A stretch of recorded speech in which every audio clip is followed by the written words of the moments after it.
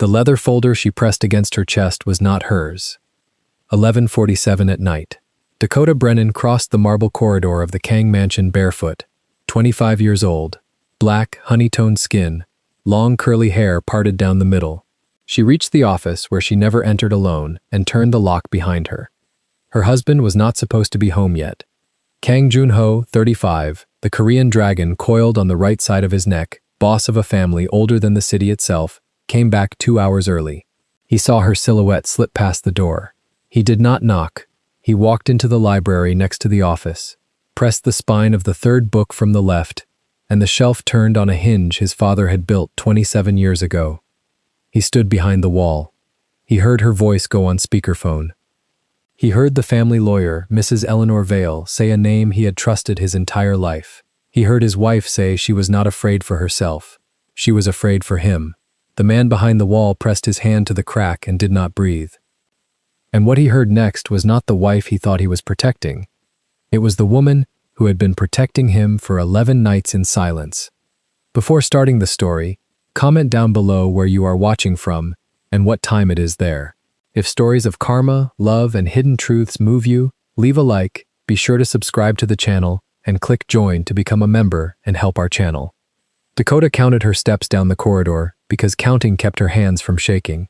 22 from the master bedroom to the turn, 17 from the turn to the library door, 9 more to the office. She had counted them the last 10 nights the same way, and each night the number had stayed the same, and each night her hands had shaken a little more anyway.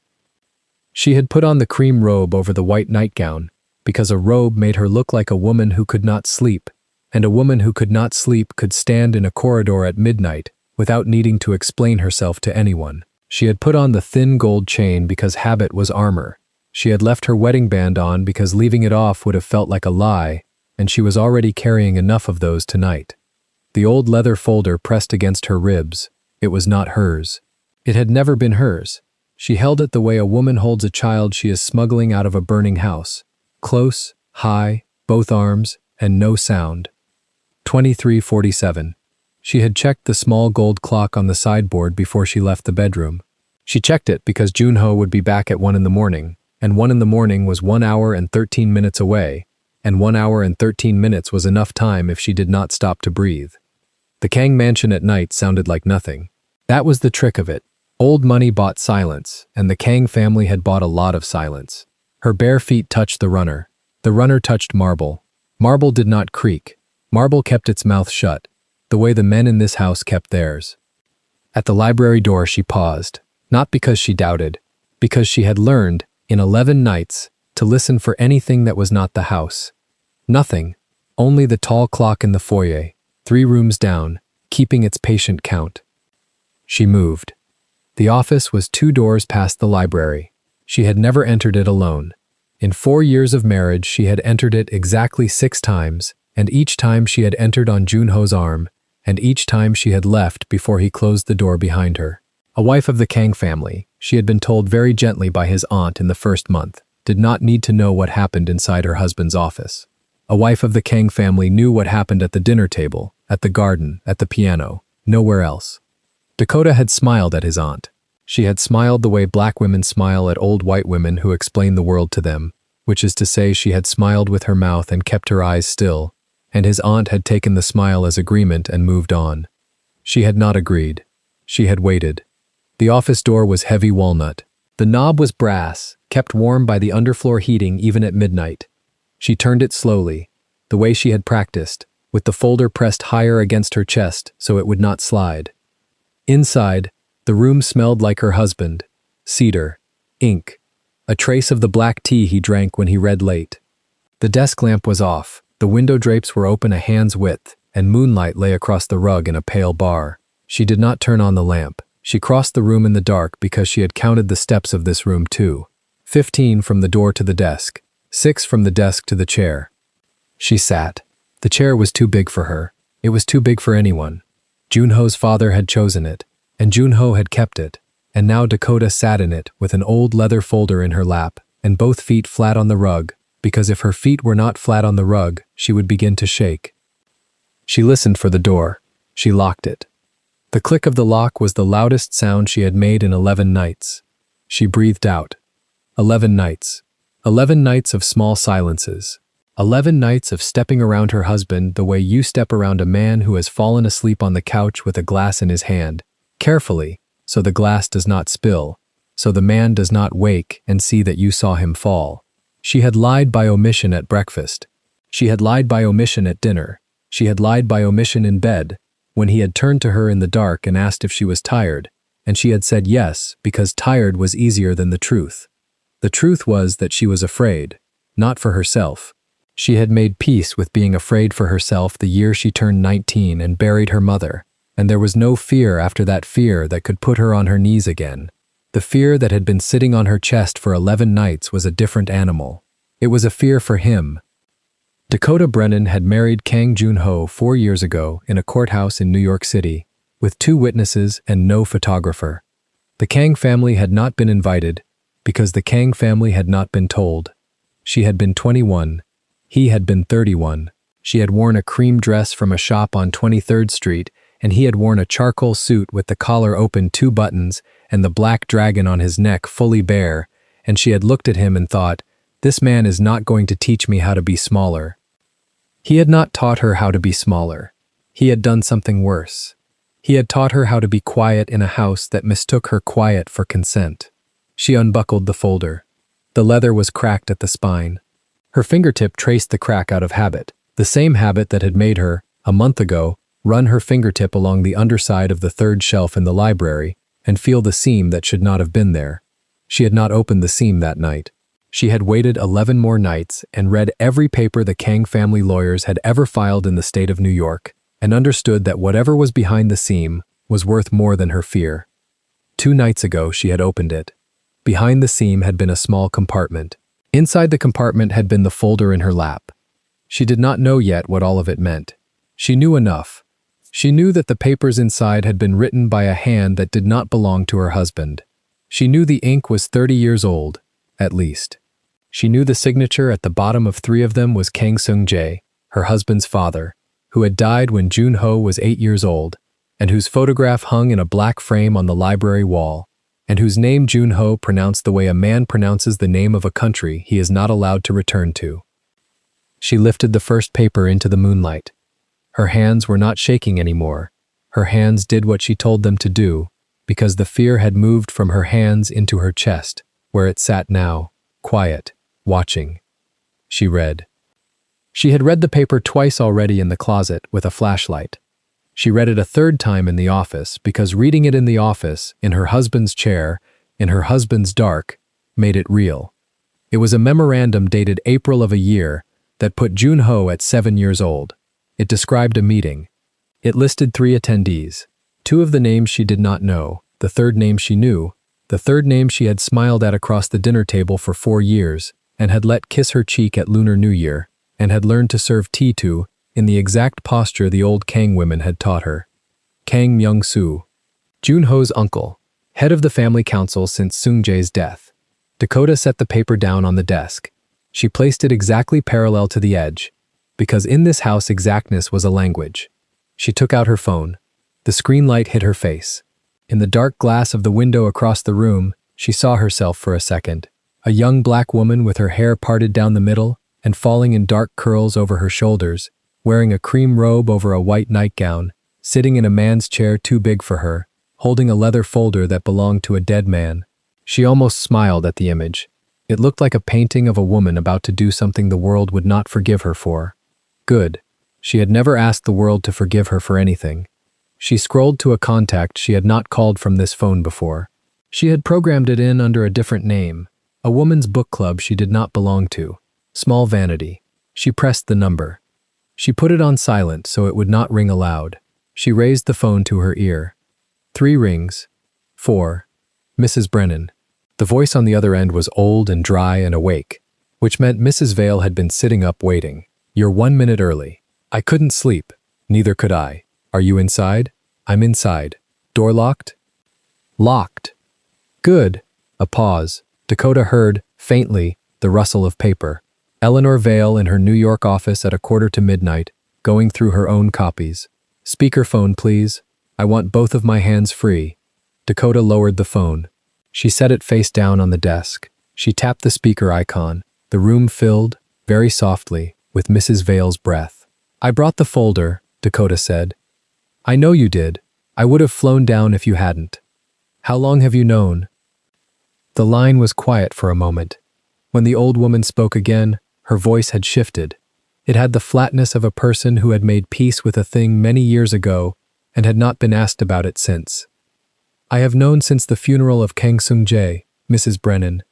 I have known and I have not been able to do a single thing about it because I did not have proof, and Kang Myung-soo does not lose to accusations without proof.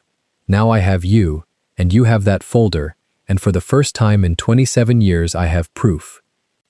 Dakota did not answer immediately. She looked at the window. The garden lights had been switched off at 11, the way they were every night, but the moon was bright enough that she could see the shape of the pine tree Junho had planted for his father the year they were married. He had told her about the tree the second month they were together, in a diner in Queens, and she had watched him say the words about his father with the same face he used to sign contracts, and she had known then that she was going to marry him, whether it was wise or not. It had not been wise. She had known that too. Tell me what tomorrow is, she said. Kang Myung-soo has called a family council for 9 o'clock in the morning. I was not told. You were not told because you are not invited. Only the blood. A dry sound that could have been a laugh. He has framed it as a routine matter of asset restructuring. The item on the agenda is a proposal to remove your husband's chairmanship on the ground of, and I am quoting the language his lawyer sent me at 7 this evening, marital compromise of the family posture. Dakota did not breathe for a moment. Then she did. Marital compromise. That is the language. He is going to use me. He is going to use your marriage. There is a distinction, but it is a small one, and it will not comfort you. He will present the marriage as evidence that Kang Junho has been, and I am quoting again, spiritually and structurally weakened by his choice of wife, and therefore is no longer fit to represent the family posture in the current climate. He will offer himself as caretaker of the position. He will say it is temporary. He has been saying things are temporary for 27 years. Does Junho know? No. Why not? Because Kang Myung-soo did not tell him. Because the family council does not require the sitting chair to be warned of a motion against him. And because your husband, Mrs. Brennan, is a man who does not check his lawyer's messages after 9 at night. A pause. Also because his uncle has been very careful, for a very long time, to keep him half-blind about the family, in the same specific way his father was kept half-blind before him. Dakota closed her eyes.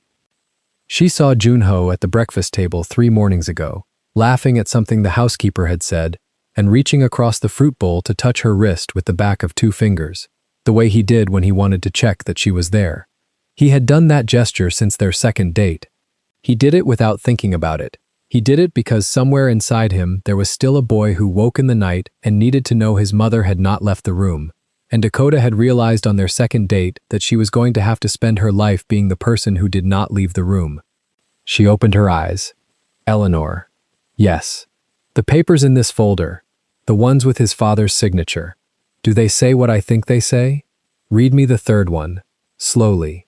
Dakota lifted the third paper. The moonlight was enough. She read the first sentence aloud in a low voice, because saying it aloud made her fingertips cold. Because saying it aloud was the moment she stopped being a wife who had noticed something and became a wife who had spoken it. To the council. It is my formal notice that I have refused, and will continue to refuse, the request from my brother Myung-soo to redirect the North River accounts to the entities listed on the attached page. I will not sign. I will not authorize by proxy. If I am found signed, I am not the one who signed. She stopped. She waited for the old woman on the other end of the line to breathe. Mrs. Vale breathed. It was a long breath, and there was something in it that had been held for a very long time. Mrs. Brennan, she said, your father-in-law was murdered. Dakota did not move. She had prepared for the sentence. She had prepared for it in the closet with a flashlight 2 nights ago, and she had prepared for it in the shower yesterday morning, and she had prepared for it in the mirror this evening, while she brushed her hair and watched her own face, and told her own face that she would not flinch when the sentence was said out loud.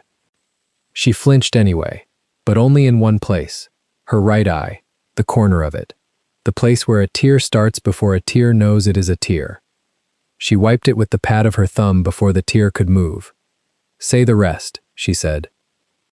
"I am not certain of the method. I am certain of the motive, and I am now, thanks to this document, certain of the pattern.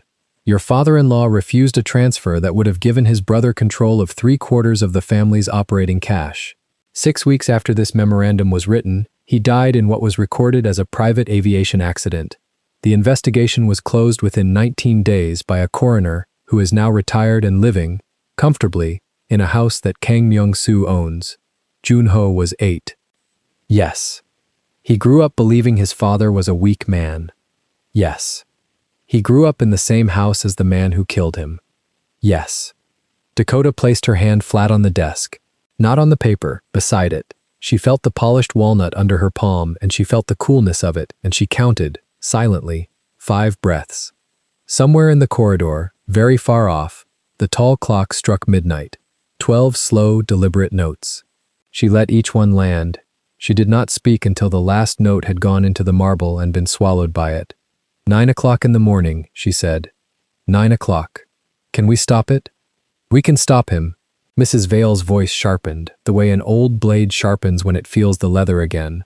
But stopping him with these papers alone will not be enough. The papers prove a 30-year-old fraud that the family council can be persuaded to bury one more time if the current chair is not standing steady behind them. You understand what I am saying? You need Junho ready. I need Junho ready before 9. I need him to have absorbed what these papers mean, to have grieved it enough to move past it, and to arrive in that room at 9 tomorrow with his hands still.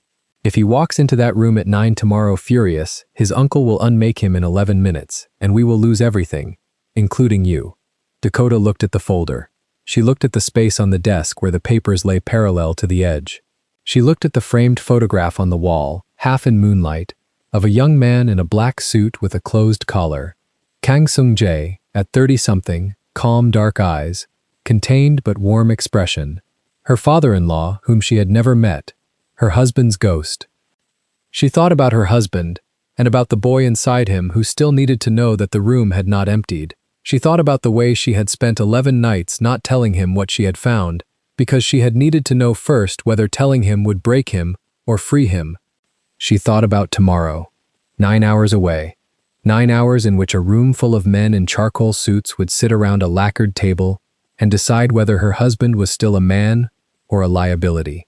9 hours in which the uncle who had killed the father would extend his hand across that same table and offer to hold the son's place for him, temporarily, only temporarily, until the son could be trusted again with his own name. She thought about the way Junho had come home last Thursday from a council dinner. He had not spoken during the drive. He had walked through the mansion without taking off his coat. He had gone straight to the small side garden where the pine tree stood, and he had stood beside it for 11 minutes with his hands in his pockets and his shoulders down, the way a man stands beside a person he cannot bring himself to touch. She had watched him from the kitchen window with her hand on the tap and the water running over her fingers, because she had forgotten to close the tap. When he had come back inside, she had asked if he wanted tea. He had said no. He had gone upstairs. He had not slept in their bed that night. He had slept, sitting up, in the reading chair by the window, with his shoes still on.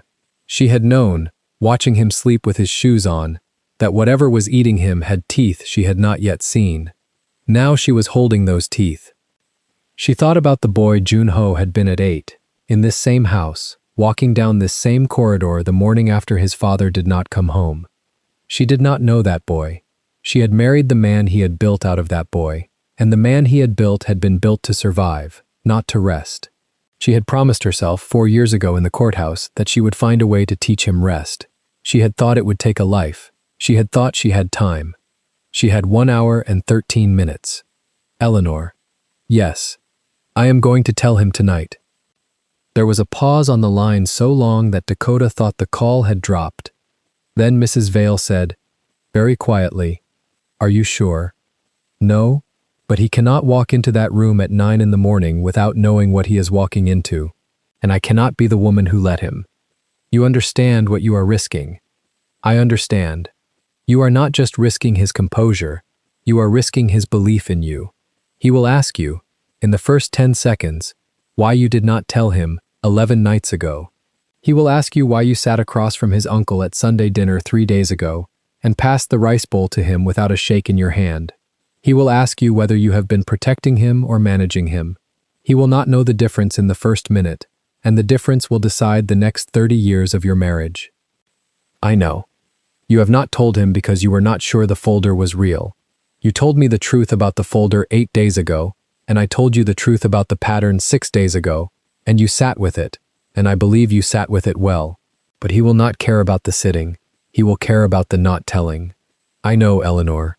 Then tell him at 1 o'clock, not before. He will be home at 1 o'clock. He will be tired. Tired is better than fresh. Fresh will fight you. Tired will listen. 1 o'clock. Yes. Dakota looked at the small gold clock on the corner of the desk. 12 past midnight. 48 minutes. Eleanor, one more thing. Yes. If I do not call you at 3 in the morning, call me. If I do not answer, do what we agreed. Do not wait for me. Do not wait for him. Move. The old woman breathed out. I will move, Mrs. Brennan. But you will call me at 3, because you are going to do this well, and he is going to hear you, and my phone is going to ring at 3. Am I clear? You are clear. Good night, Mrs. Brennan. Good night. She tapped the screen. The call ended. The room went back to being only moonlight and cedar, and the shape of the pine tree in the window. Dakota sat very still for a moment with both hands flat on the desk. Then she lifted the papers, one at a time, and put them back into the folder. She did not put the memorandum on top. She put the memorandum in the middle, buried between 2 older sheets, because if a folder was going to be found by a man who was about to have his life rearranged, the paper that rearranged it should not be the first thing his eye landed on. She buckled the folder. She stood. The chair, released, did not creak. Nothing in this house creaked. She had learned to move in it the way you learn to move in a country whose language you do not fully own. She crossed to the door. She unlocked it. She turned the handle without sound.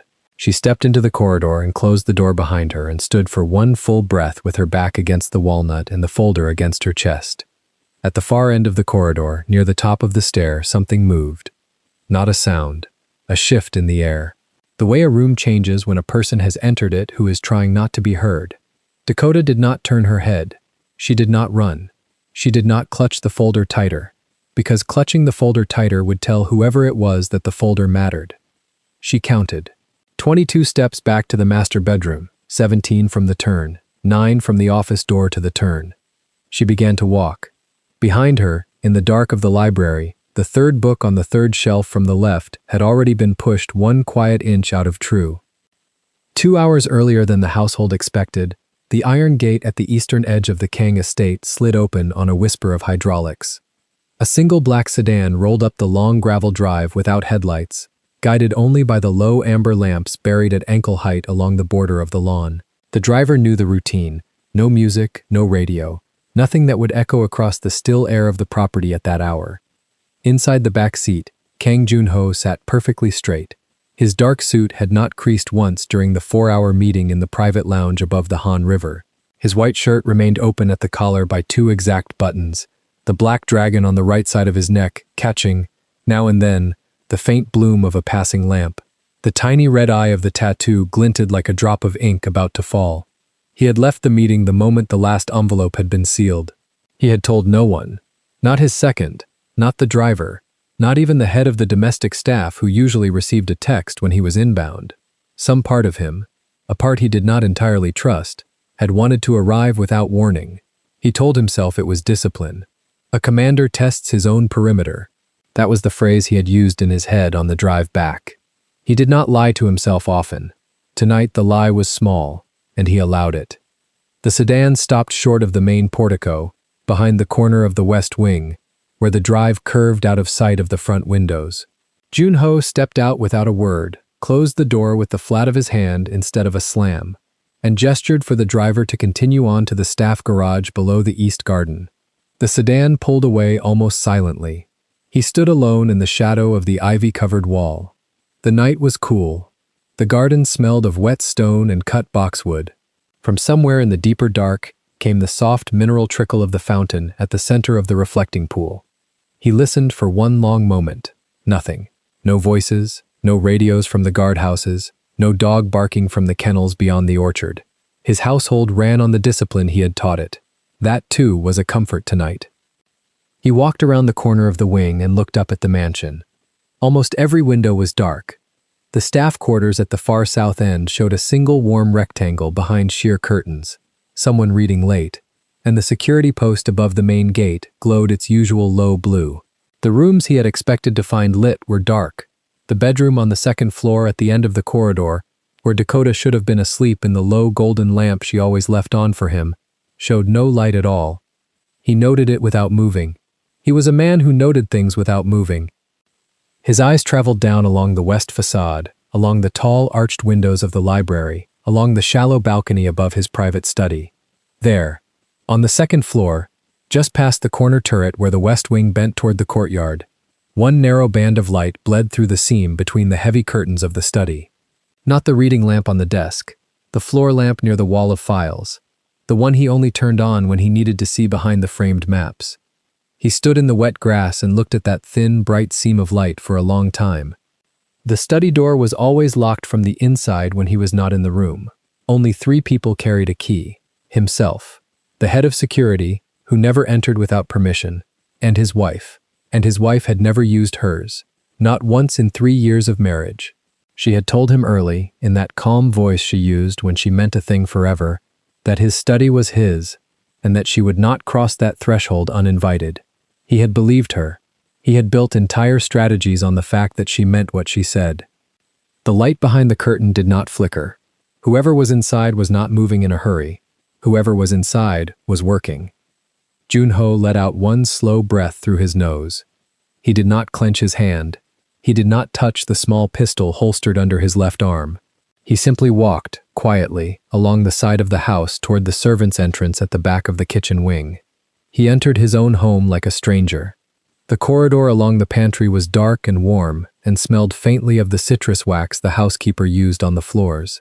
He removed his shoes at the second bench without needing to think.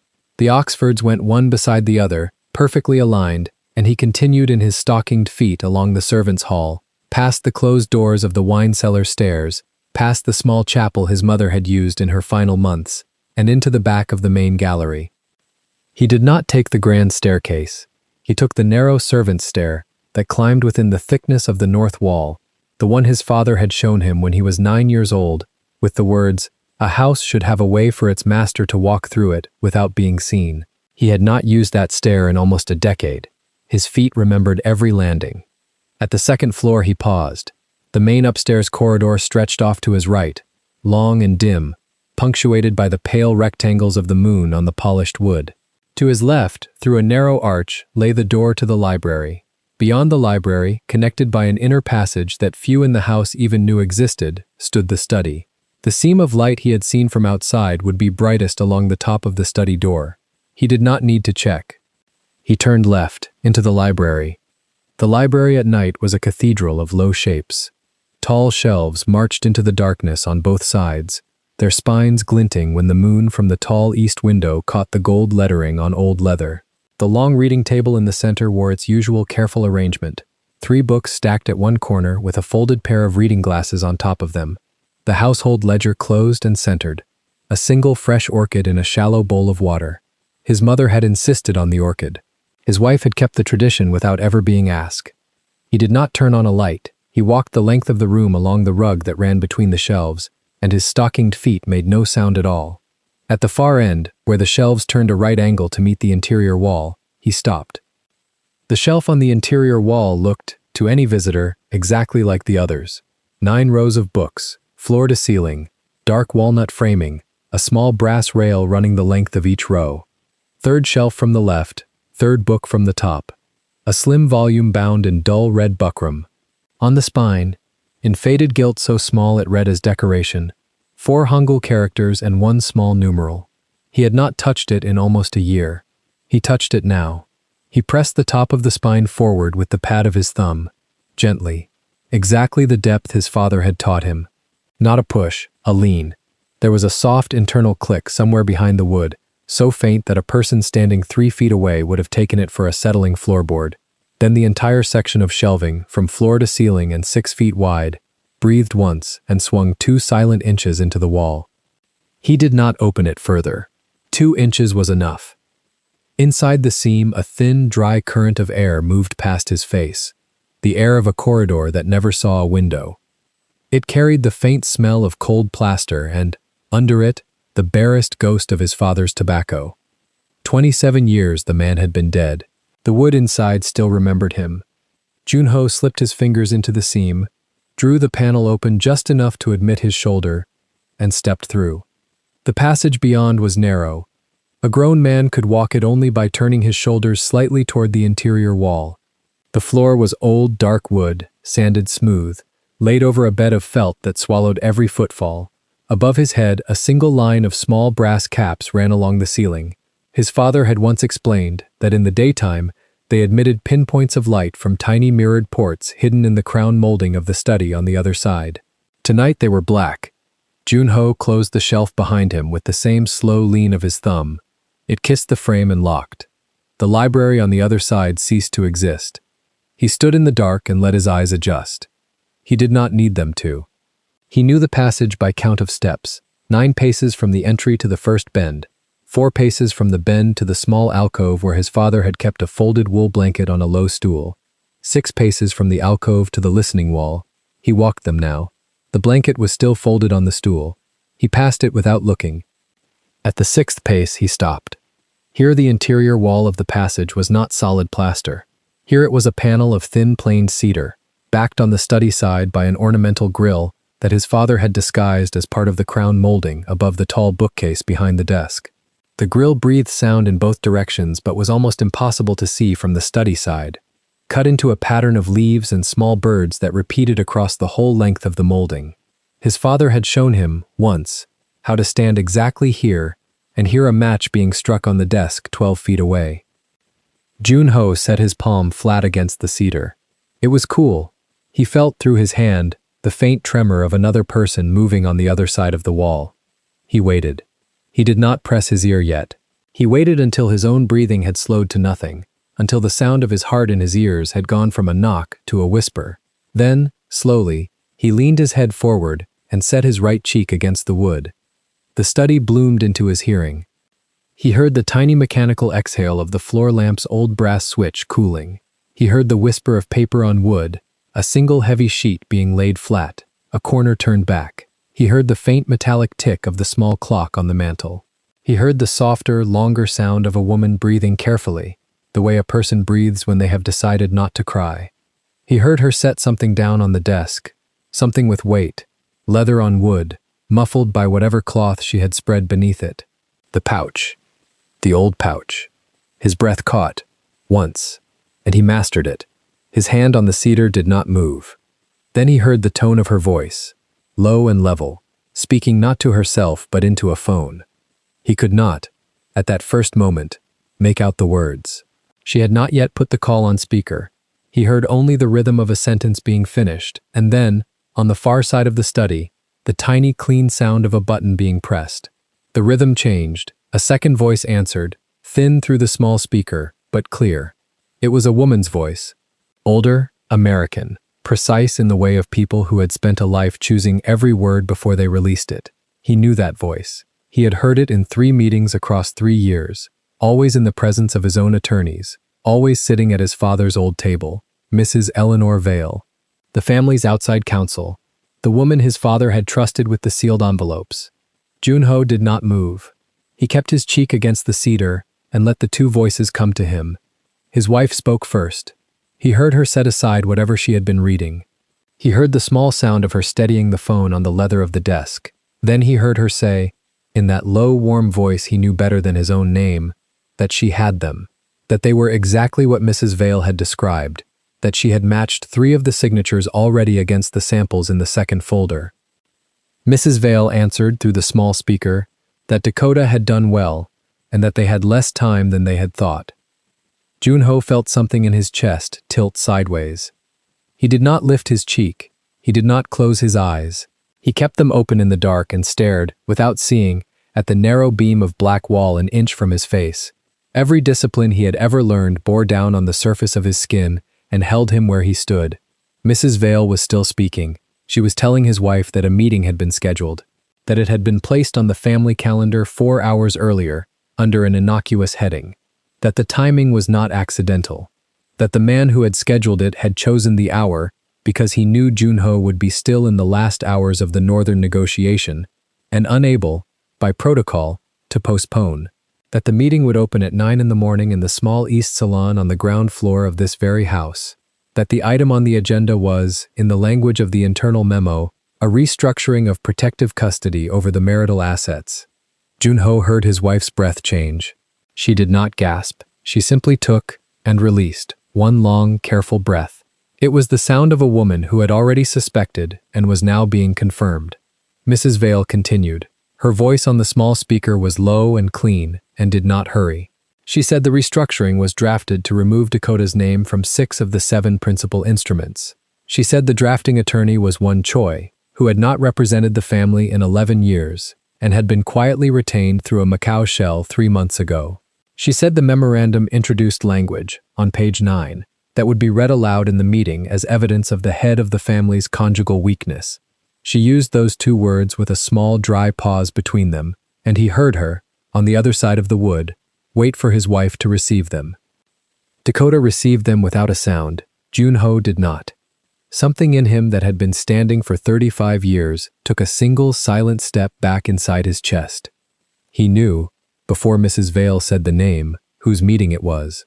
There was, in the entire architecture of his family, exactly one man with the seniority to place an item on the internal calendar under an innocuous heading and the audacity to draft a memorandum that used the phrase conjugal weakness in a room where Kang Junho would be present. He knew, and he waited to hear it said aloud anyway, because part of him wanted to be wrong. Mrs. Vale said the name. She said Kang Myung-soo. She said his uncle's name in the flat professional tone in which she said every name, and she followed it with the small clarifying phrase, your husband's paternal uncle, as if she and Dakota had ever needed clarifying on the point, as if the word uncle had ever been for either of them anything other than a code for a certain kind of long shadow. Junho did not move. His hand on the cedar wall did not move, but somewhere behind the composed surface of his face, in the private room of his skull, a door he had kept locked for 27 years shifted 1 quiet inch in its frame. The uncle, his father's younger brother, the man who had raised him after the funeral, the man who had stood beside him at 8 years old and squeezed his shoulder once and said, in a voice that had sounded, at the time, like the last kind voice in the world, we are the last of the strong ones now, you and I. The man whose signature appeared beside his own on every document of consequence for the last decade. The man who slept, tonight, 3 doors down the eastern corridor of this house, in the guest suite he kept year-round, under a roof Junho paid for. The enemy had slept inside this house for 27 years. Junho heard, dimly, his wife saying yes. He heard her saying she understood.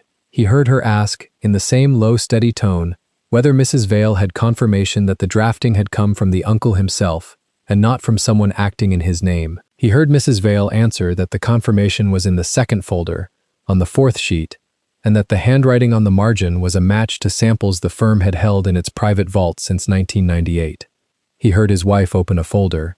He heard her turn to the 4th sheet. He heard her, very softly, say the word "oh" one time, without any music of surprise in it. It was the "oh" of a woman who was gathering the exact size of the thing she had already begun to carry. Junho closed his eyes then, not because he could not bear to keep them open, because he needed for 1 second to see his father's face on the inside of his own eyelids. The face from the black and white portrait in the library.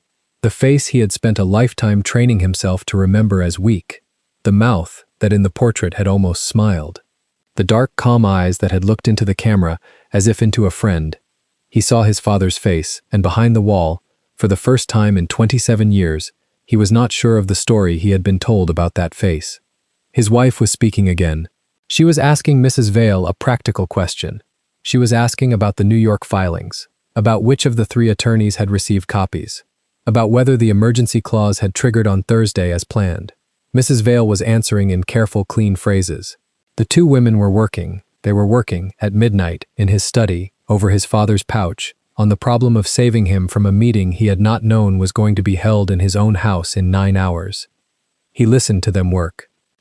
He did not think in that moment about the pistol under his arm.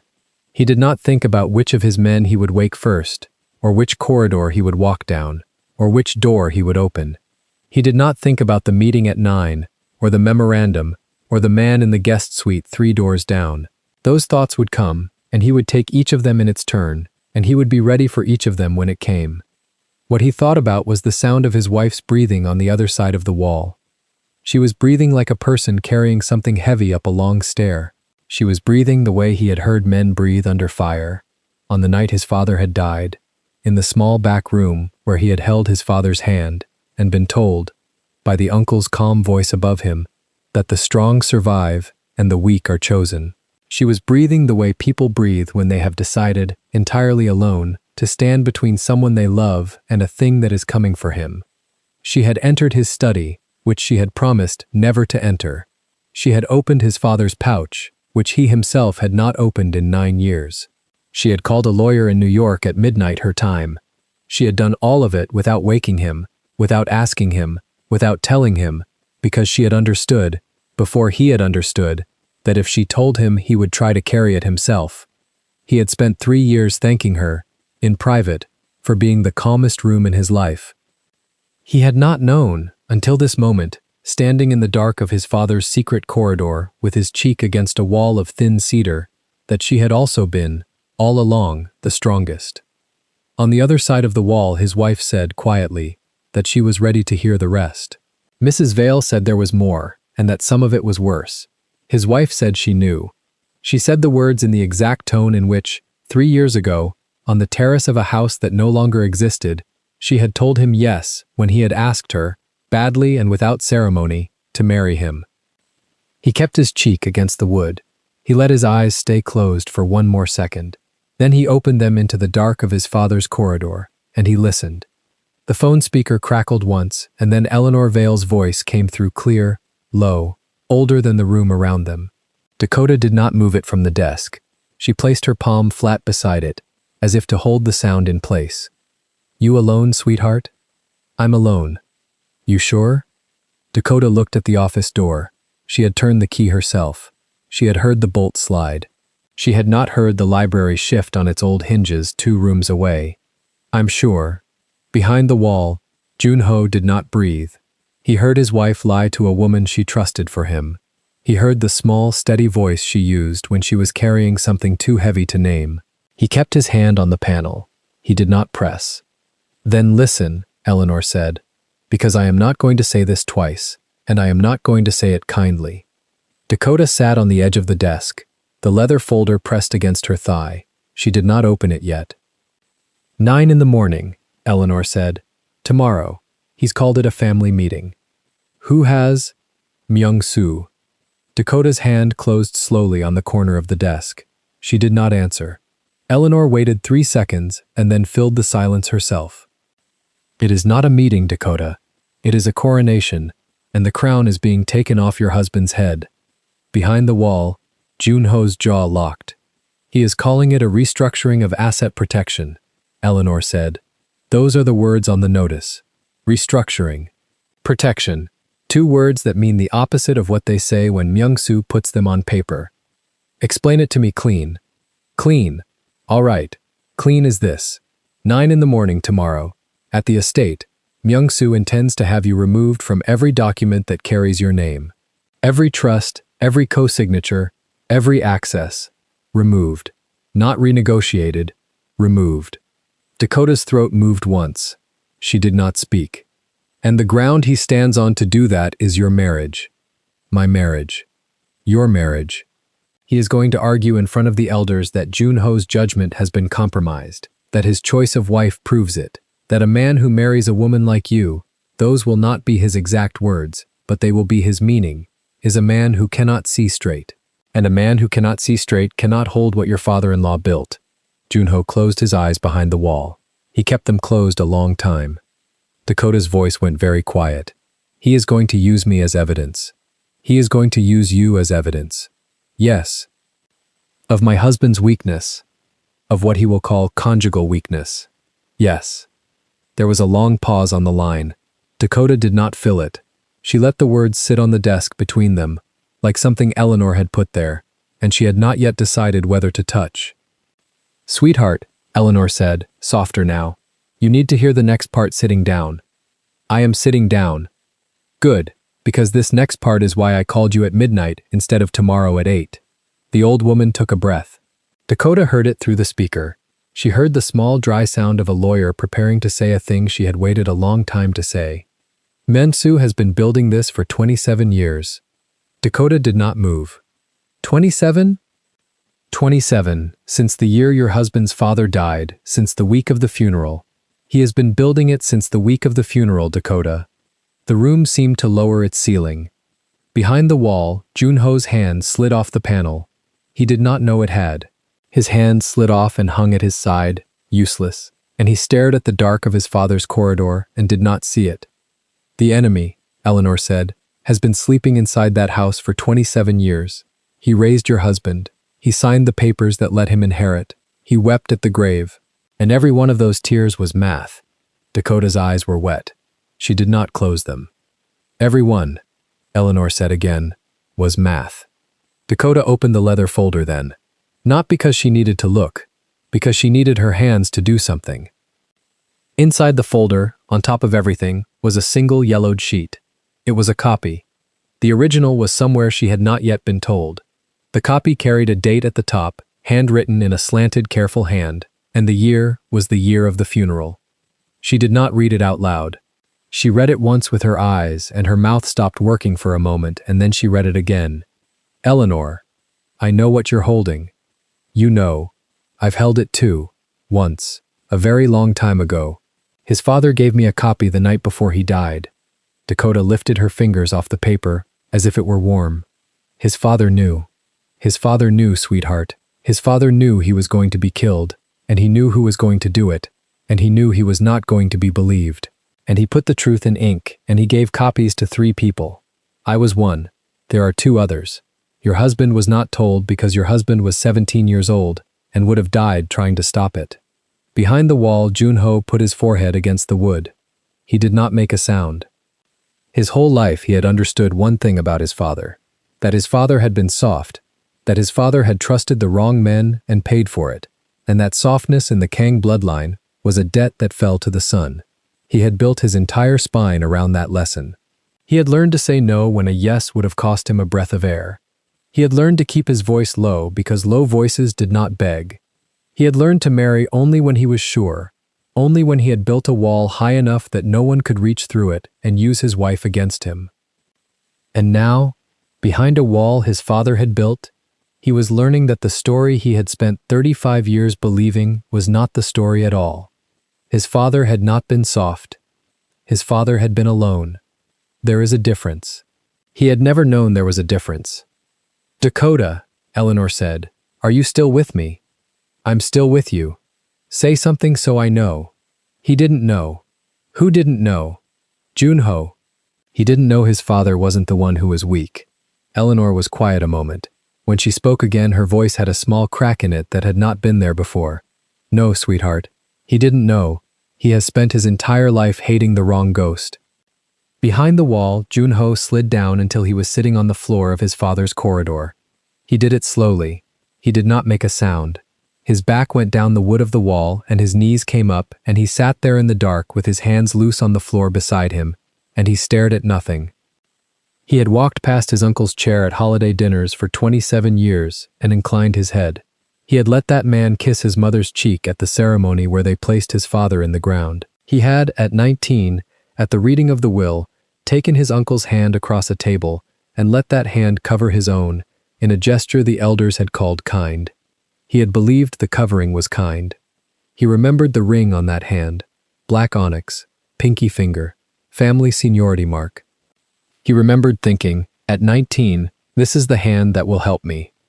He put his own hand over his mouth in the dark of the corridor, not to muffle a sound, there was no sound, to hold his own face together.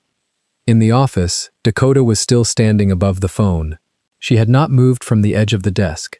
She lifted the yellowed sheet and turned it and looked at the second page. There was more. Of course there was more. His father had written this expecting to die. And men who write expecting to die do not stop at one page. Eleanor. Yes. There's a name on the second page. I know there is. It's not Myung-soo's. Eleanor waited. It's Junho's mother's. Eleanor closed her eyes on the other end of the line. Dakota could hear her close them. She could hear the small change in a breath when a person shuts their eyes to something they already knew. His mother knew. His mother knew, Eleanor said. Yes. His mother let it happen. His mother, Eleanor said carefully, did not have the power to stop it. She had two choices: watch her husband be killed or watch her son be killed with him. She chose the one where the boy lived. Dakota lowered the page. He has to hear this from someone who loves him. Yes. He cannot hear it from Myung-soo tomorrow at 9. He cannot. He cannot hear it from an elder across a table. No. Eleanor. I know, sweetheart. He is going to walk into that room tomorrow, and every man at that table is going to be watching to see if he flinches. And if he flinches, they will take everything from him.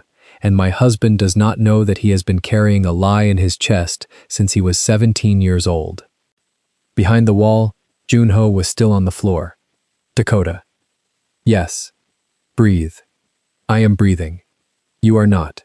Put your hand on your stomach. Breathe into your hand. Dakota put her hand on her stomach. She breathed once. It came out uneven. She breathed again, and it came out closer to steady. Good. Eleanor, I am not scared for me. I know you're not. I am not scared for me at all. I know. I'm scared for him. I'm scared he's going to walk into that room tomorrow like it's an ambush. He can survive by being harder than usual. And it is not that kind of ambush. It has never been that kind of ambush. It has been a room built around his father's grave, and he doesn't even know it's a room. Behind the wall, Junho pressed the heels of his hands against his eyes. Sweetheart, Eleanor said, listen to me now, because we have hours, not days. I'm listening. You have to tell him tonight. I know. Not tomorrow at 8 in the car. Tonight, he needs to sleep on it. He needs to walk into that room tomorrow having already grieved the man he thought his father was. Because if he grieves in the room, he loses the room. I know. Do you know how to tell him? Dakota looked at the leather folder. She looked at the phone. She looked at the closed office door and did not know that her husband was 10 feet away from her, behind wood his father had raised, hearing every word. No, she said quietly. I don't know how to tell him. You will find it. You always do. I might not. You will. Dakota was crying now, not loud, not for herself, 2 tears that came down without her permission and stopped at her jaw. Eleanor, I have to tell you something, and I need you to not stop me. Go. I don't care about the estate. Eleanor was quiet.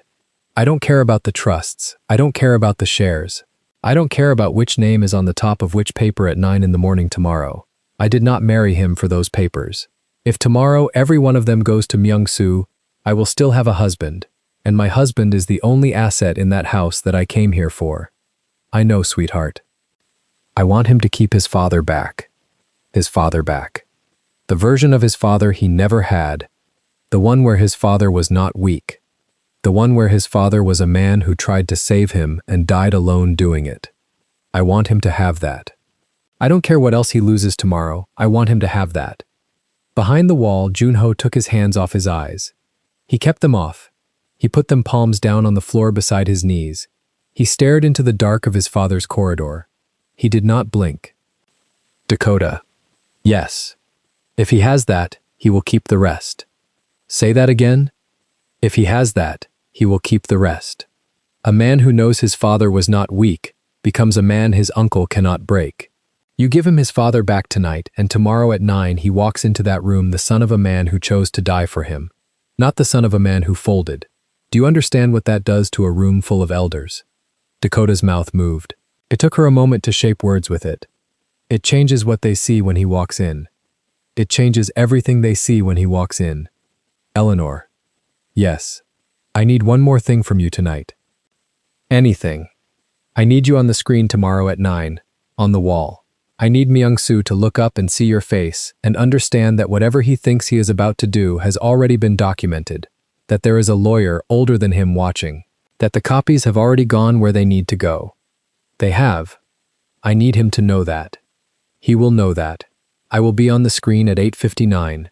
I will not blink. When he tries to speak, I will interrupt him. When he tries to hand papers to the elders, I will read the date of a document older than his papers. When he tries to raise his voice, I will lower mine. He has never, in 27 years, been on the wrong end of a room. He is going to be on the wrong end of a room tomorrow. Thank you. Don't thank me, sweetheart. I have waited 27 years to do this. I am thanking you. Dakota closed her eyes. She let her shoulders go down. Just a fraction. She had not known she was holding them at her ears. Behind the wall, Junho pushed himself up off the floor. He did it slowly, both hands on the wood. He stood in the dark of his father's corridor with his shoulders squared and his throat locked and his eyes very wet and very open. He was not going to walk out of the wall tonight. Not yet. He understood, standing there in the dark, that his father had built to keep his mother safe from a phone that never came, that his wife was not finished, that there was a second half to what she was doing at that desk, and that she had not yet said the part of it that would tell him what kind of woman he had actually married. He stayed against the wall. He listened. Eleanor, Dakota said. One more question. Ask. The letter. Eleanor did not answer right away. The letter, Eleanor. The one you said his father wrote. Yes. Was there one to him? To your husband? To my husband? From his father? Was there one? Eleanor closed her eyes again. Dakota heard it again. Yes. Where is it? Sweetheart. Eleanor. Where is it? You are holding it. Dakota looked down at the folder. She had opened it once. She had read the yellowed sheet on top. She had not gone under it. There was a small side pocket in the folder, cream stitching, older than the leather itself, and inside that pocket was a shape she had felt against her hip on the walk down the corridor and had told herself was nothing. She reached in with 2 fingers. She pulled out an envelope. It was cream. It was sealed. It had one word on the front, in the same slanted, careful hand as the yellowed sheet, and the word was Korean, and Dakota did not read Korean, but she had seen that word before. She had seen it every night for 4 years, embroidered on the inside collar of a coat her husband wore when he thought no one was watching him grieve. It was his father's word for him. She held the envelope very still. She did not open it. She would not open it. It was not hers to open. Behind the wall, Junho felt something in his chest that he had never felt before, and could not name, and would not, for the rest of his life, be able to describe in a way that satisfied him. He felt his father's hand on the back of his neck at 7 years old. He felt his father's voice at the door of his room saying good night in a language his mother had told him to forget. He felt the weight of a coat he still owned, still wore, still had not been able to give away, with a word stitched into the collar that he had read 1,000 times and never allowed himself to translate out loud. His father had called him that. His father had written it on an envelope. His father had known he would not be there to hand it to him. Dakota put the envelope back in the side pocket of the folder. She closed the folder. She put both her hands flat on top of it. She looked at the phone. Eleanor. Yes. I'm going to hang up now. I know. I'm going to go find my husband. I know. I love you. I love you too, sweetheart. 9 tomorrow. I will be on the wall. The line went dead. Dakota did not move for a long moment. She stood at the desk with her hands on the folder, and her shoulders down, and her eyes closed. She was doing something Junho had watched her do exactly once before, at their wedding, in the small back room of the courthouse, just before the door had opened. She was breathing until her hands stopped shaking. Behind the wall, he watched her through the fresh cut of light and knew, all the way down to something in him that had been asleep for 27 years, that he could not let her walk out of that office looking for him. He could not let her be the one who found him. He had to be the one who came out. He put his palm flat on the panel of the passage, and then he did not push. Something stopped him. Not fear, not shame. The small, clean instinct of a man who has spent his entire adult life learning when a room is not yet finished with him. The room was not finished with him. Dakota was still standing at the desk with her hands on the folder. She had not moved. She had opened her eyes, but she had not moved. She was doing a thing at the desk that he did not yet understand, and if he stepped out of the wall now, he would end it, and he would never see what it was. He kept his palm on the panel. He did not press. She reached across the desk with her free hand and pulled the top drawer open. He knew that drawer. He had opened it 1,000 times. It held his father's pens. A silver fountain pen his father had used to sign the first document that carried the family name into the American courts. A black lacquered pen his father had used at home for letters. A cheap plastic pen his father had kept for reasons no one had ever asked about. Dakota did not take a pen. She took a small key. He did not know that key. He did not know there was a key in that drawer. He had opened the drawer 1,000 times and he had never seen the key, and he understood, with a small cold clarity, that the key had not been there any of those 1,000 times. His wife had put it there. His wife had put it there on some earlier night, one of the 11 she had lied for him, and she had waited until tonight to use it. She crossed the room to the low cabinet under the window. She knelt. She fit the key in a lock he had never even noticed had a lock. The cabinet clicked. She pulled the door open with her fingertips, careful of the hinges, and she reached in and she pulled out a second folder. This one was newer than the first. Black. Corporate. The kind a lawyer keeps. She carried it back to the desk. She set it beside the leather one. She opened it. Behind the wall, Jun-ho watched his wife lay out documents he had never seen, with hands that did not shake anymore. She laid them in a specific order. She turned each page face up. She lined the edges. She was building something on the desk that had the shape of a case. He counted the piles. There were 4. He could not read them from where he stood. He did not need to. He could see the letterheads. He recognized one from the 3rd pile. It was the crest of the auditing firm his father had trusted before his father had died, and that Jun-ho, at 19, had told his uncle to release. Myung-soo had released them. Jun-ho had signed the letter himself. He had believed, at 19, that a man in his position needed his own eyes on the numbers and not his father's. He understood now what his wife had done. She had brought them back. Not officially, not on paper the family could see. Quietly, through her own name, through a channel Myung-soo had never thought to watch because Myung-soo did not, in 27 years, ever consider that the wife might be a channel. Dakota straightened at the desk. She looked at the 4 piles. She adjusted the corner of the 2nd pile a fraction of an inch. Then she did something that stopped Jun-ho's breath in his throat. She smiled. Not wide, not proud. A small, tired, private smile at a desk in an office she was not supposed to enter, in a house that had been trying to eat her for 4 years, at 11 minutes past midnight. The smile of a woman who has been carrying something heavy for a long time and has just put it down in exactly the place she meant to put it down. He had married that smile and had not known it existed. He took his palm off the panel. He put it back. He could not go in yet. He could not go in until she was ready to be found. He owed her that. He owed her the dignity of the moment she had built alone, at his father's desk, with the cabinet key she had planted for a night she had known was coming. She picked up the phone again. She dialed. She waited. "It's me," she said low. "It's on. 9 tomorrow. You confirmed with the courier." She listened. "Good. All 3. She listened again. "No. Do not send the 4th yet. Send the 4th at 8:58. Not 1 minute earlier. I want him to feel the room close before he sees the door." She listened. "Yes, that's the one. Thank you." She hung up. She set the phone face down on the desk. She stood a moment with her hand on it. Then she lifted her hand and walked to the window. She looked out at the garden. Jun-ho watched the back of her head. The shine on her dark curls parted down the middle, the line of her bare shoulders above the white top, the small gold pendant that lay against the base of her neck and rose and fell with a breathing that had gone slow. He watched his wife look at his father's garden at 11:15 at night after doing, in one office, in 1 hour, on one call, the work of an entire law firm.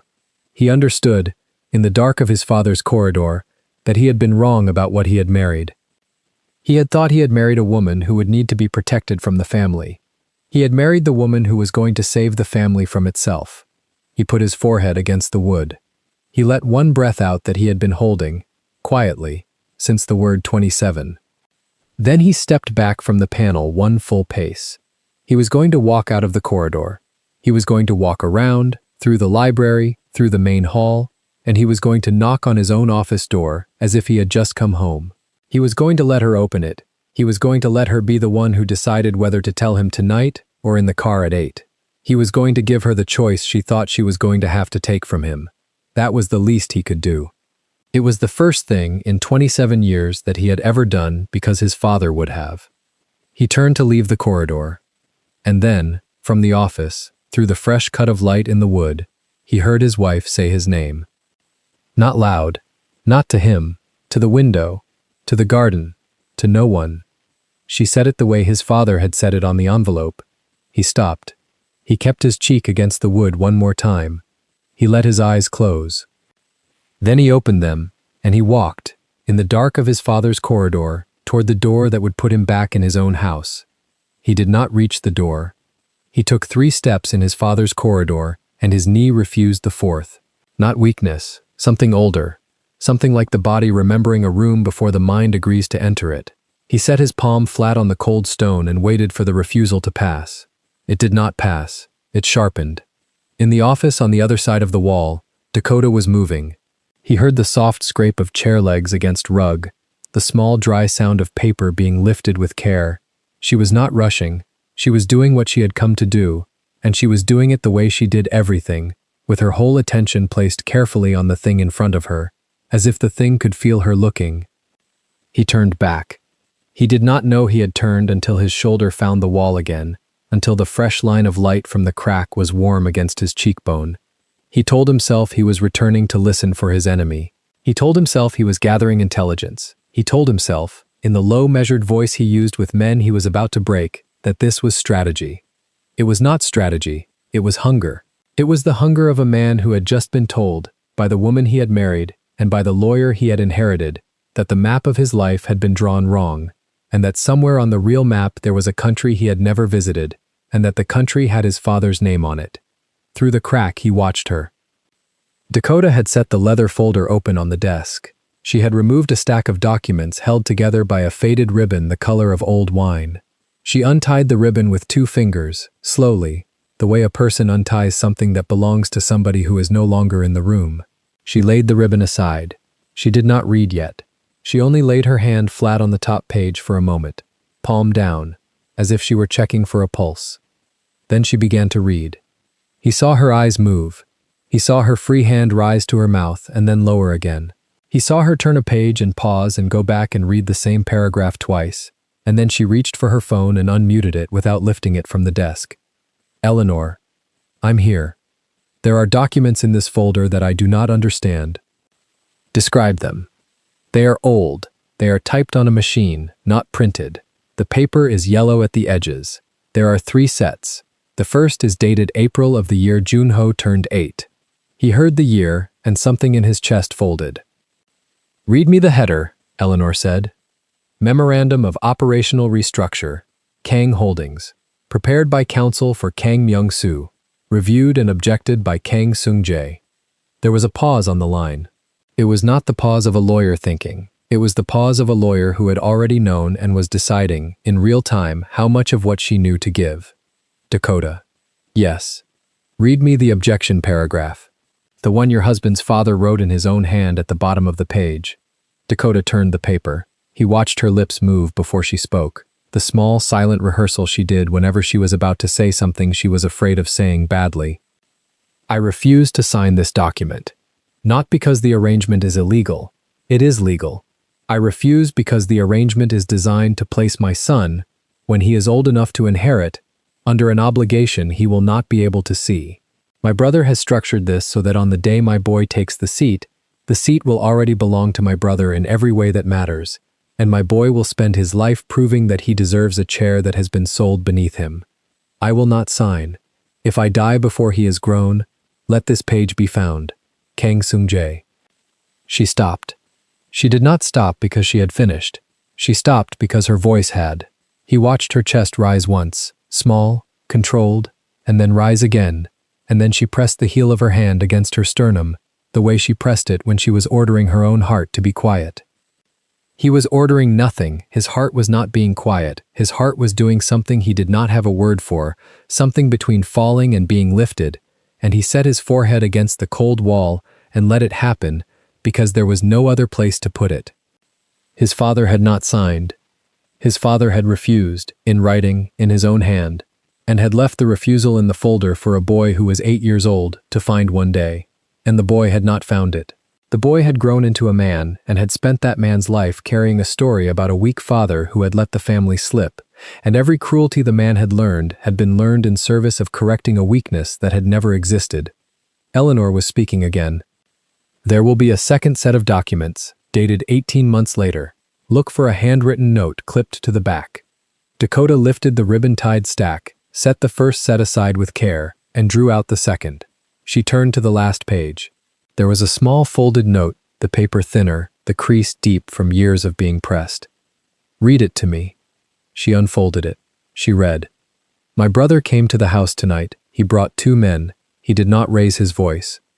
He said if I did not sign by the end of the week, my son would grow up without me, and my wife would grow up without her name. I asked him if he understood what he was saying to his own blood. He smiled with his mouth. He did not smile with his eyes. I am signing tomorrow, not because he is right, because he is willing and I am not.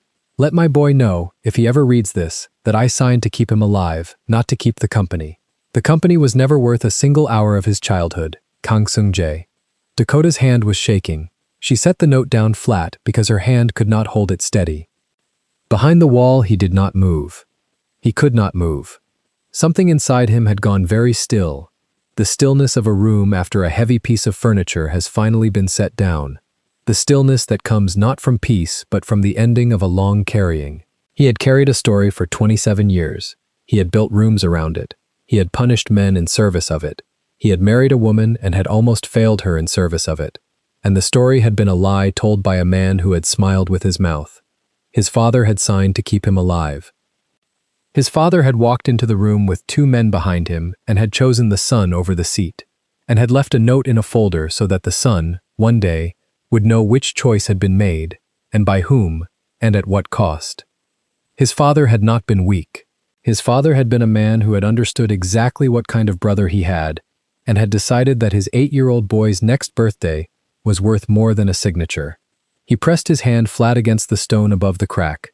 He did not know he was doing it. His palm was cold, and then, slowly, the stone under it was warm, warmed by the heat of a man's hand that had refused to let go. Eleanor's voice came through the phone, quieter now, the way a surgeon's voice gets quiet at the part of the operation that cannot be rushed. There will be a third set dated the year Junho turned 12, 6 months before his father died. Dakota set the second set aside. She lifted the third. Her hand was steadier now. He understood, watching her, that her hand had steadied because she had decided it must. She had work to do, and shaking would not help her do it. The third set was thinner, a single folder inside the folder. She opened it. Eleanor, there is a will.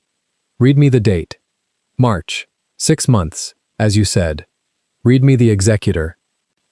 Eleanor Vale, Counsel of Record. The silence on the line was different now. It was not the silence of a lawyer holding information. It was the silence of a woman who had been holding a promise for 26 years and was, at last, being permitted to set it down. Eleanor, Dakota said, you have known. I have known parts. Since when? Since the week he died. He came to my office 9 days before. He brought me these copies. He told me that if his brother succeeded in the restructure, there was nothing I could do. He told me that if his brother went further than the restructure, one day a person would come looking. He told me to wait. He told me not to give it to the son. He told me to give it to the person the son married, if the son ever married a person who would open a folder that was not hers. Dakota did not answer.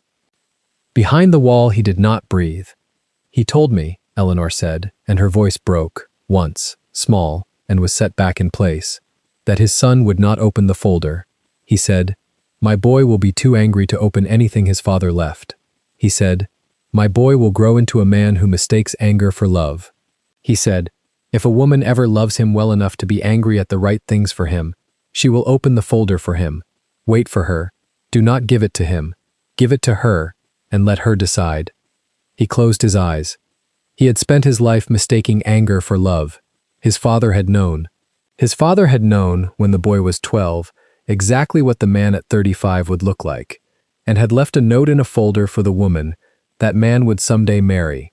and had trusted a lawyer to wait 26 years for a woman who did not yet exist. His father had trusted Dakota. Before he had known her name, before she had been born on the other side of an ocean, before she had grown up in a house in Baltimore, where a mother sang low over ironing, and a father came home smelling of engine oil, before she had walked into a room in New York and made the son of Kang Seung-jae stand up straighter without meaning to. His father had trusted her. The word for what he felt was not gratitude. Gratitude was a small word. What he felt was larger than gratitude and quieter than it. What he felt was the feeling of a man discovering, at 35, that he had been loved from before, by a man he had spent his life failing to forgive. Dakota set the will down. She set it down very carefully, the way a person sets down a thing that has been placed in her hands across a long distance, by hands that are no longer here. She put her palm on it once, as if to say received. Then she lifted her fingers away. Eleanor. Yes. There are other papers in this folder, not from him. Describe. Dakota reached deeper into the leather pocket. She drew out a second bundle, tied with a different ribbon, this one black. She untied it. She looked at the top page and her jaw set in the way he had seen it, set exactly once. On the afternoon a man had spoken to her badly at a gallery in Chelsea and had not known, yet, that he had spoken to the wife of Kang Jun-ho. These are Myung-soo's. Say what they are. They are transfer authorizations, signed, notarized, dated across the last 9 years. Every one of them moves an asset out of Jun-ho's control and into a trust structure that reports to a nominee based in Singapore. The nominee on the last page is listed with a beneficial owner. The beneficial owner is Kang Myung-soo. Eleanor did not speak. There are 23 of them, Eleanor. 23. Yes. Over how many years? 9. The first is dated the year we were married. Behind the wall he understood, cleanly, the shape of the thing. His uncle had not waited for the meeting at 9 in the morning to begin the taking. His uncle had been taking, in small careful cuts, for 9 years. Every year Jun-ho had built, his uncle had drawn. Every deal Jun-ho had closed, his uncle had bled. And the meeting at 9 was not the beginning. The meeting at 9 was the end. The meeting at 9 was the day the uncle intended to stand in front of the family and declare, on paper, what he had already done in silence, and use the marriage as the shape of the reason. The marriage? Dakota.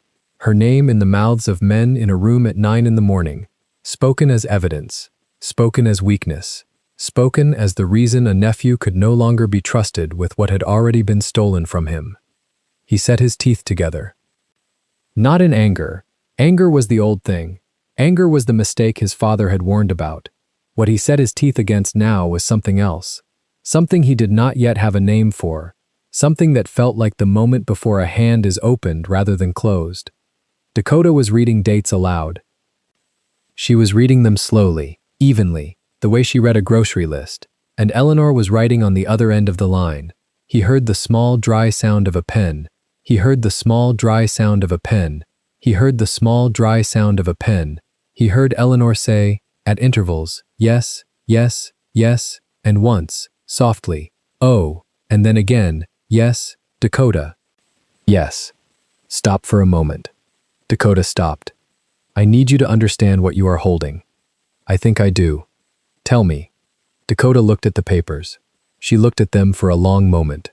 Then she spoke, and her voice was low and steady, the voice she used when she was translating something difficult into a language a child could carry. I am holding proof that my husband's uncle has been stealing from my husband for 9 years. I am holding proof that the theft was planned before we married. I am holding proof that the meeting at 9 in the morning is a performance. The taking has already happened. The meeting is the day he intends to make the taking look like family wisdom. Yes? And I am holding proof that my husband's father knew this brother. Knew him at 8. Knew him at 12. Signed anyway. To keep his son alive. Yes. Eleanor. Yes. My husband has spent his life hating a father who died protecting him.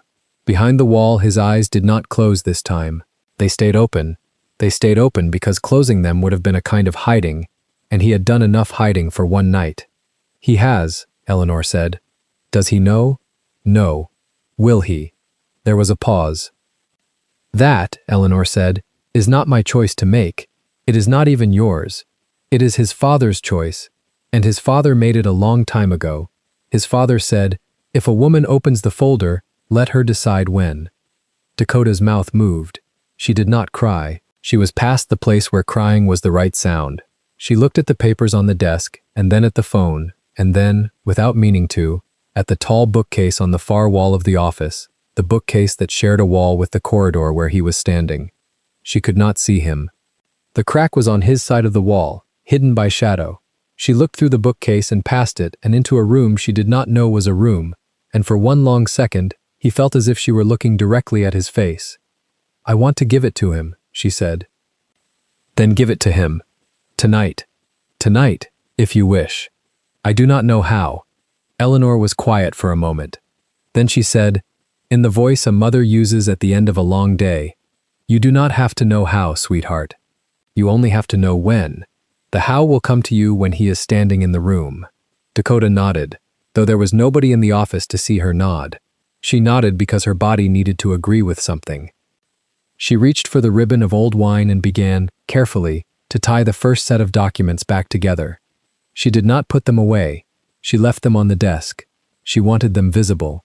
She wanted them to be the first thing a man would see if a man walked into the room. Behind the wall, the man did not walk into the room. Not yet. He stood in his father's corridor, and he understood, for the first time in a life full of understandings that had turned out to be wrong, one thing that was true.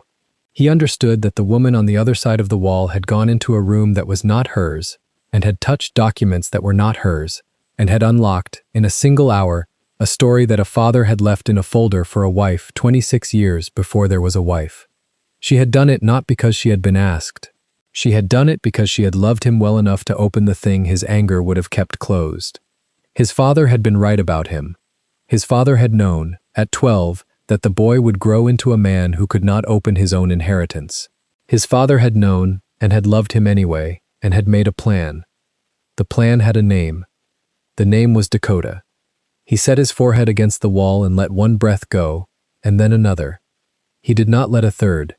3 would have been the beginning of weeping, and he was not going to weep behind a wall while his wife did the work of his forgiveness on the other side of it. He would weep in a room.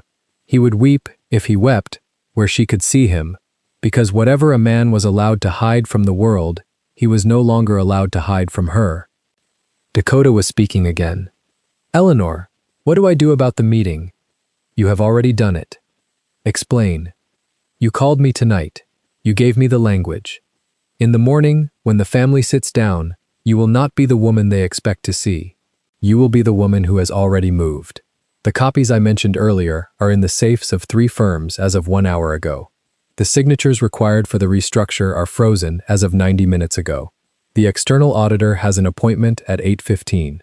The emergency clause in your marriage agreement, which you asked me to prepare in the 2nd year and which your husband has never read, activates at 8:30. By 9, when your uncle-in-law walks into the dining room, the taking will be reversible on paper. All he will have is the performance, and he will not know that the performance is all he has. Dakota closed her eyes. "You did all of that tonight. I did all of that in the last hour. You did it, Dakota. In the 2nd year of your marriage, when you asked me to draft the clause, you did it every time you called me quietly and asked me small questions that you pretended were not questions. You have been building this house for 9 years without knowing you were building it. Tonight you walked into it." Dakota's shoulders moved once. "I did not know. You knew enough. Eleanor." "Yes. Please stay on the line. I am here." Dakota did not speak for a long moment. She sat with her hand flat on the ribbon stack of her husband's father's papers, and she looked at nothing, and she breathed the way a person breathes at the top of a mountain, deliberately, one breath at a time, because the air is thinner than the body expected. Behind the wall he could see, in the fresh line of light, the exact place her hand rested. The place her hand rested was on the page his father had written to him, on the page that said, "My boy will be too angry to open anything his father left." His father's handwriting. He had not seen his father's handwriting since he was 12. He had seen it in birthday cards. He had seen it in a note pinned to a school lunch. He had seen it once at the bottom of a note that said, "Be good for your mother. I will be home Friday." He had not been good. He had not needed to be good. His father had come home that Friday and had died 6 months later, and the handwriting had gone into a drawer he had never opened. The handwriting was on the page under his wife's palm. His father was, in the way the dead are, under her palm. He put his own palm flat against the stone above the crack. He held it there. Then, slowly, he lowered his hand. He straightened. He set his shoulders in the way he set them before entering a room full of men who intended to test him.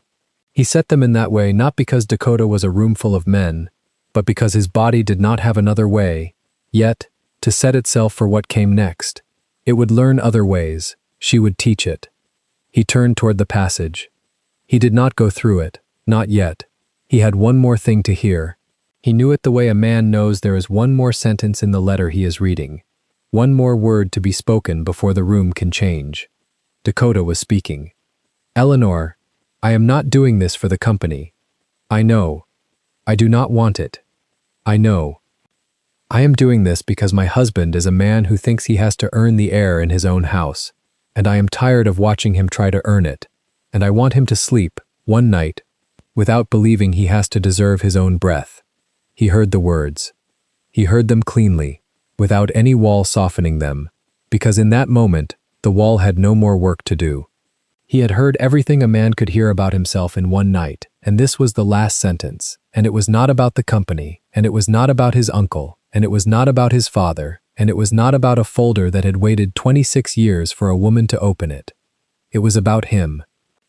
It was about a boy who had grown into a man who did not believe he was allowed to breathe without paying for the breath, and about a woman who had decided, without asking permission, that he was going to be allowed to, and who had built, without his knowing, the house in which the breathing would happen.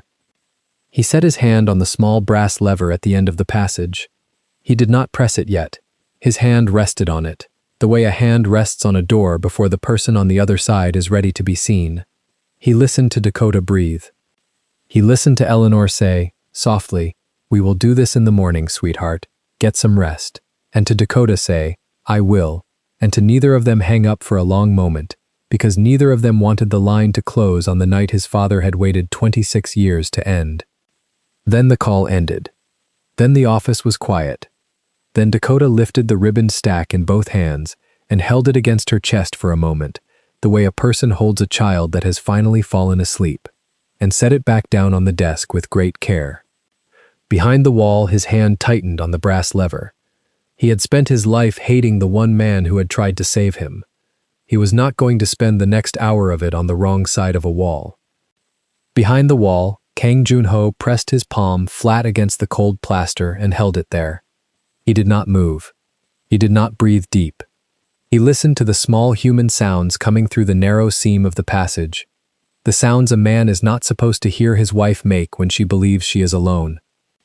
Dakota Brennan had stopped speaking for a moment. On the other side of the wall, she was standing at the long walnut desk, one hand flat over the old leather folder, the other braced against the wood as if the room might tilt without her permission. The phone lay in the pool of green banker's light, the small speaker pointed up at the ceiling, and Mrs. Eleanor Vale's voice was waiting for her from a New York office 3 time zones east. "Dakota," Eleanor said. Her voice was low, careful, the voice she used in rooms where men were watching for a woman to crack. "Talk to me." Dakota drew a breath. It came in uneven.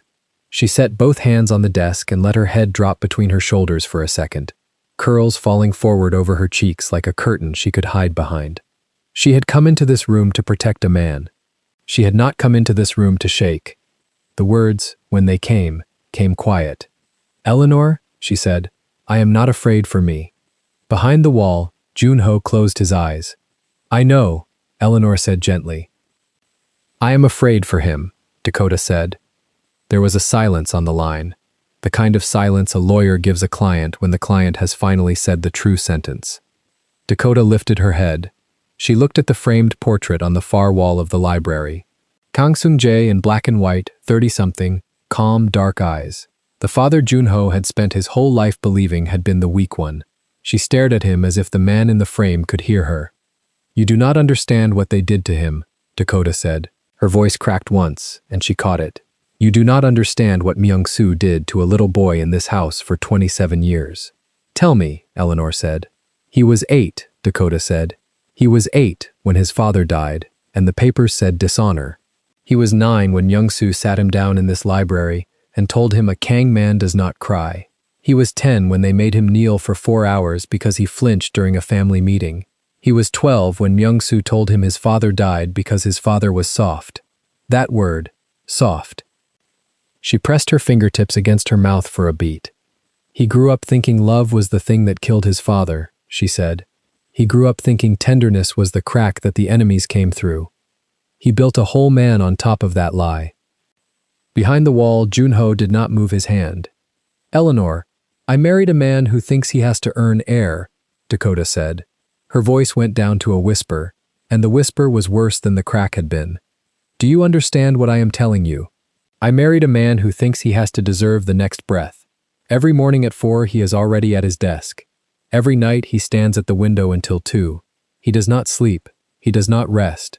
He does not let his shoulders drop. Not once. Not even when the door is closed and it is only us. She swallowed. The first month we were married, she said, I woke up in the middle of the night and he was sitting up in bed with his back to me. Just sitting. In the dark. I asked him what he was doing and he said, guarding. I said, guarding what? He said, the door. I said, the door is locked, Junho. He said, that is not the point. Behind the wall, Junho felt something small break inside his chest. Quiet, like a hairline in porcelain. He does not know how to stop, Dakota said. He does not know how to be a man who is allowed to be tired. He thinks if he closes his eyes for one full night, his father's shame comes back into the house. He thinks he is the wall. He thinks if the wall drops, we all die. Eleanor's voice came through, low. Dakota. No. Let me say it, Dakota said. Let me say it once out loud in this room, because I have not said it anywhere else in 11 months. I did not marry a mafia boss. I married a boy who never got to grow up. I married a boy who had a good father and was told his father was garbage until he believed it. I married a boy who learned to hate the one voice in this house that ever told him he was allowed to be small. She pressed her hand flat over the old leather folder. And that boy is going to walk into a room at 9 tomorrow morning, she said. And the uncle who made him is going to hand him a stack of papers that say, sign here, so we can protect you from your own weakness. And the weakness in those papers is me. The weakness in those papers is the fact that he let himself love a woman. The weakness in those papers is the first soft breath he has taken in 27 years. Her voice dropped. They are going to punish him for being human, Eleanor. In his own house, with his own uncle's hand on his shoulder, and he is going to sit there and think he deserves it. Behind the wall, Junho's shoulders came forward slowly, the way a wall comes down when the mortar goes soft. He kept his hand on the plaster because he did not trust his knees. He was a man who had stood upright inside boardrooms of monsters, who had held his back straight when other men would have flinched, and he was standing now against a false wall in his own library, while his wife described him to a lawyer as a boy who thought he had to earn air. He had thought he was hiding it. He had thought all of it. The 4 a.m. desk, the 2 a.m. window, the sitting up in the dark, the never letting his shoulders drop. He had thought he had hidden it under the suit, under the voice that never rose, under the flat calm of a face that had learned at 10 years old not to move. He had thought no one saw. She had seen. She had been seeing for 11 months and she had not once said the word out loud to him, because saying it to him would have wounded him, and instead she had carried it, alone, in a folder that was not hers, into a room that was not hers, past a door she had locked because she did not want him to see her crying about him. 11 nights, he thought. 11 nights of small silences to protect me in secret. 11 nights of a woman not sleeping because she did not want a man to know she knew how tired he was. He pressed his forehead against the plaster. On the other side, Dakota straightened. She wiped under one eye with the back of her wrist, a fast, professional motion, the motion of a woman who has decided the crying part is over. Eleanor, she said, I need you to hear the next thing very carefully. I am listening. I do not want the empire, Dakota said. There was a pause. Say that again for me, Eleanor said quietly. For the recording I am not making but wish I were.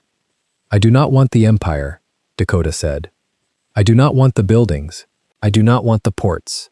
I do not want the numbered accounts in Zurich, or the shell in Macau, or the vineyard in France. I do not want a single square meter of what these men have built on top of that boy's back. You can burn all of it. You can hand it to the state. You can hand it to a monastery. I do not care. She looked back up at the portrait of Kang Seung-jae. I want him to sleep, she said. The 3 words hung in the green light. I want him to sleep one night, she said, without thinking he has to deserve it. I want him to close his eyes at 11 and open them at 7 and not know what happened in between. I want him to eat a meal without checking the door. I want him to sit in a garden without listening for footsteps. I want him to be allowed, one time, in his whole life, to be a man who is simply tired and is simply going to bed. That is the only inheritance from this family I have ever wanted him to have. Behind the wall, Junho put his other hand flat against the plaster too, both palms now, as if he were holding the wall up instead of the wall holding him. His face did not move. It never moved, that was the training. But something warm slid down the line of his jaw, and he did not lift a hand to stop it, because he would not take a hand off the wall. Dakota, Eleanor said. Her voice was different now, thicker. You understand what you are giving up.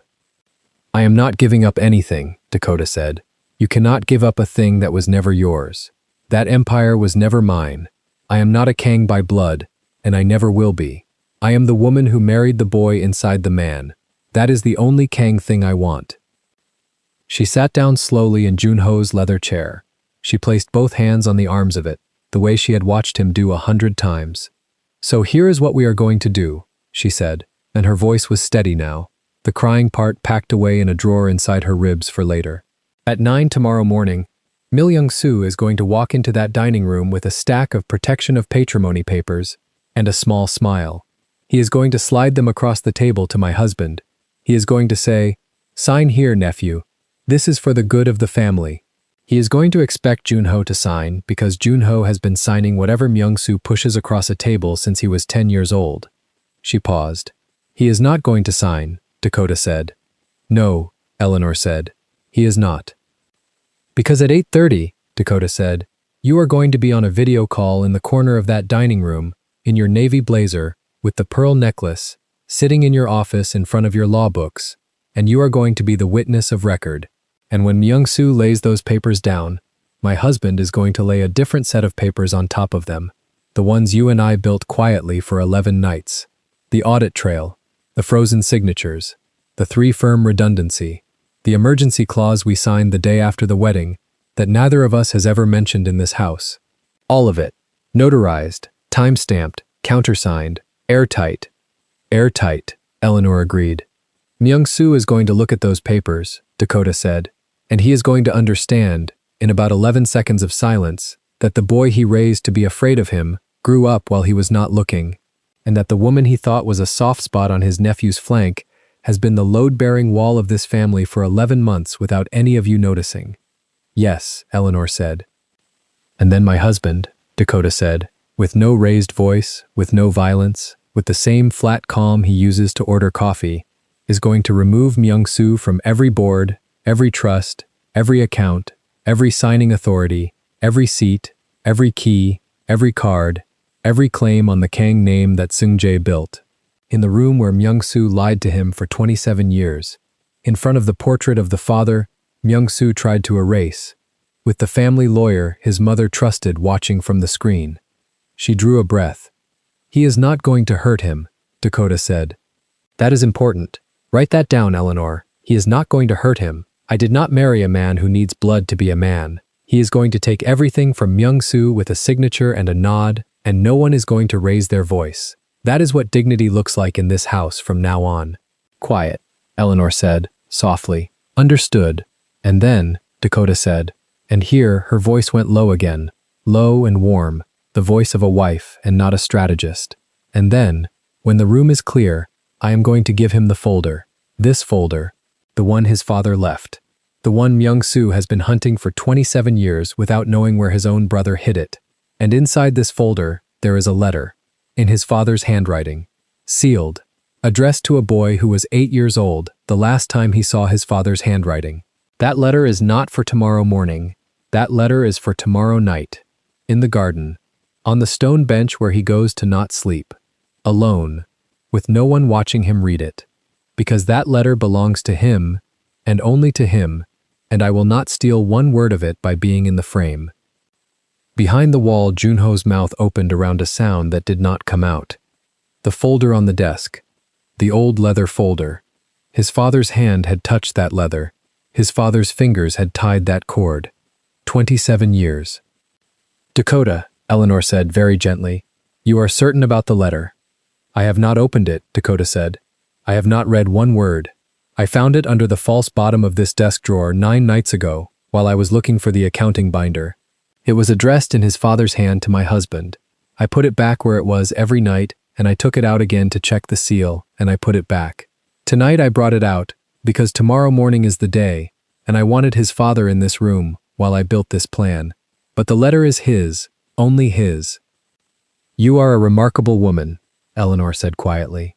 I am a tired woman, Dakota said. I am a woman who has not slept 11 nights and is not going to sleep tonight either. Do not call me remarkable, Eleanor. Call me married. Behind the wall, Junho made a sound. It was not a word. It was the small broken noise of a man who has been holding a shield up for 27 years and has just felt someone slide a second shield in front of his, quietly, without asking permission, without asking for credit, without asking for anything at all, except that he please be allowed one night to put his own shield down. He pressed his forehead harder against the plaster. Do not let her hear you, he thought. Do not you dare let her hear you. She has carried this alone for 11 nights, and if you break through this wall right now, she will spend the next 11 nights carrying the fact that you heard her cry. He locked his jaw. He counted. He breathed through his nose the way he had been taught to breathe during interrogation drills at 15 years old. 4 counts in, 6 counts held, 8 counts out, until the shaking in his shoulders slowed, and the wet heat on his face cooled, and the man who was allowed to walk out of this passage was a man who could still function. On the other side, Dakota was already moving. She lifted a stack of thin folders from the leather bag at her feet and laid them across the desk in a fan. Copies. 3 separate law firms in 3 separate cities. Signature blocks already frozen at 3 separate banks. An external auditor's letterhead. An emergency clause invocation dated the day after the wedding and quietly filed with the state, without anyone in this house being told.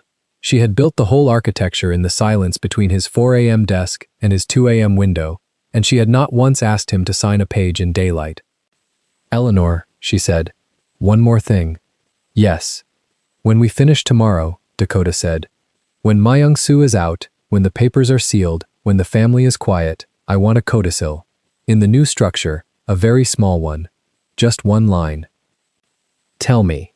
I want a clause that says, Dakota said, and her voice was very soft now, that any decision made by Kang Jun-ho after the hour of 10 p.m. and before the hour of 6 a.m. is presumed invalid unless countersigned in daylight by his wife. There was a beat. Eleanor laughed once, low and wet. Dakota. Write it in, Dakota said. I mean it. He is not allowed to sign contracts at 3 in the morning anymore. He is not allowed to move assets at 4:30. He is not allowed to decide the fate of a company at the hour when he cannot sleep. From now on, the hours between 10 and 6 belong to rest, and rest is a legal category in this house, and rest is enforced by his wife, and the courts of the state of New York can go on record about it. Put it in. I will put it in, Eleanor said. Good, Dakota said. She sat back in the chair. She let her hand rest on the leather folder for a moment. Then she looked once, more, at the portrait of Kang Seung-jae on the wall. I am sorry, she said to the man in the frame. Quiet, almost not out loud.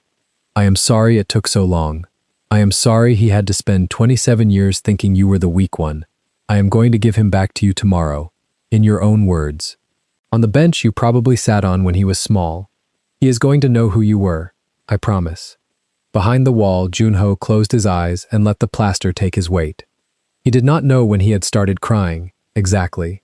He knew only that his shirt collar was wet at the throat and his jaw ached from being locked, and the dragon on the right side of his neck was rising and falling under skin that would not stop trembling. He had not cried since he was 7 years old.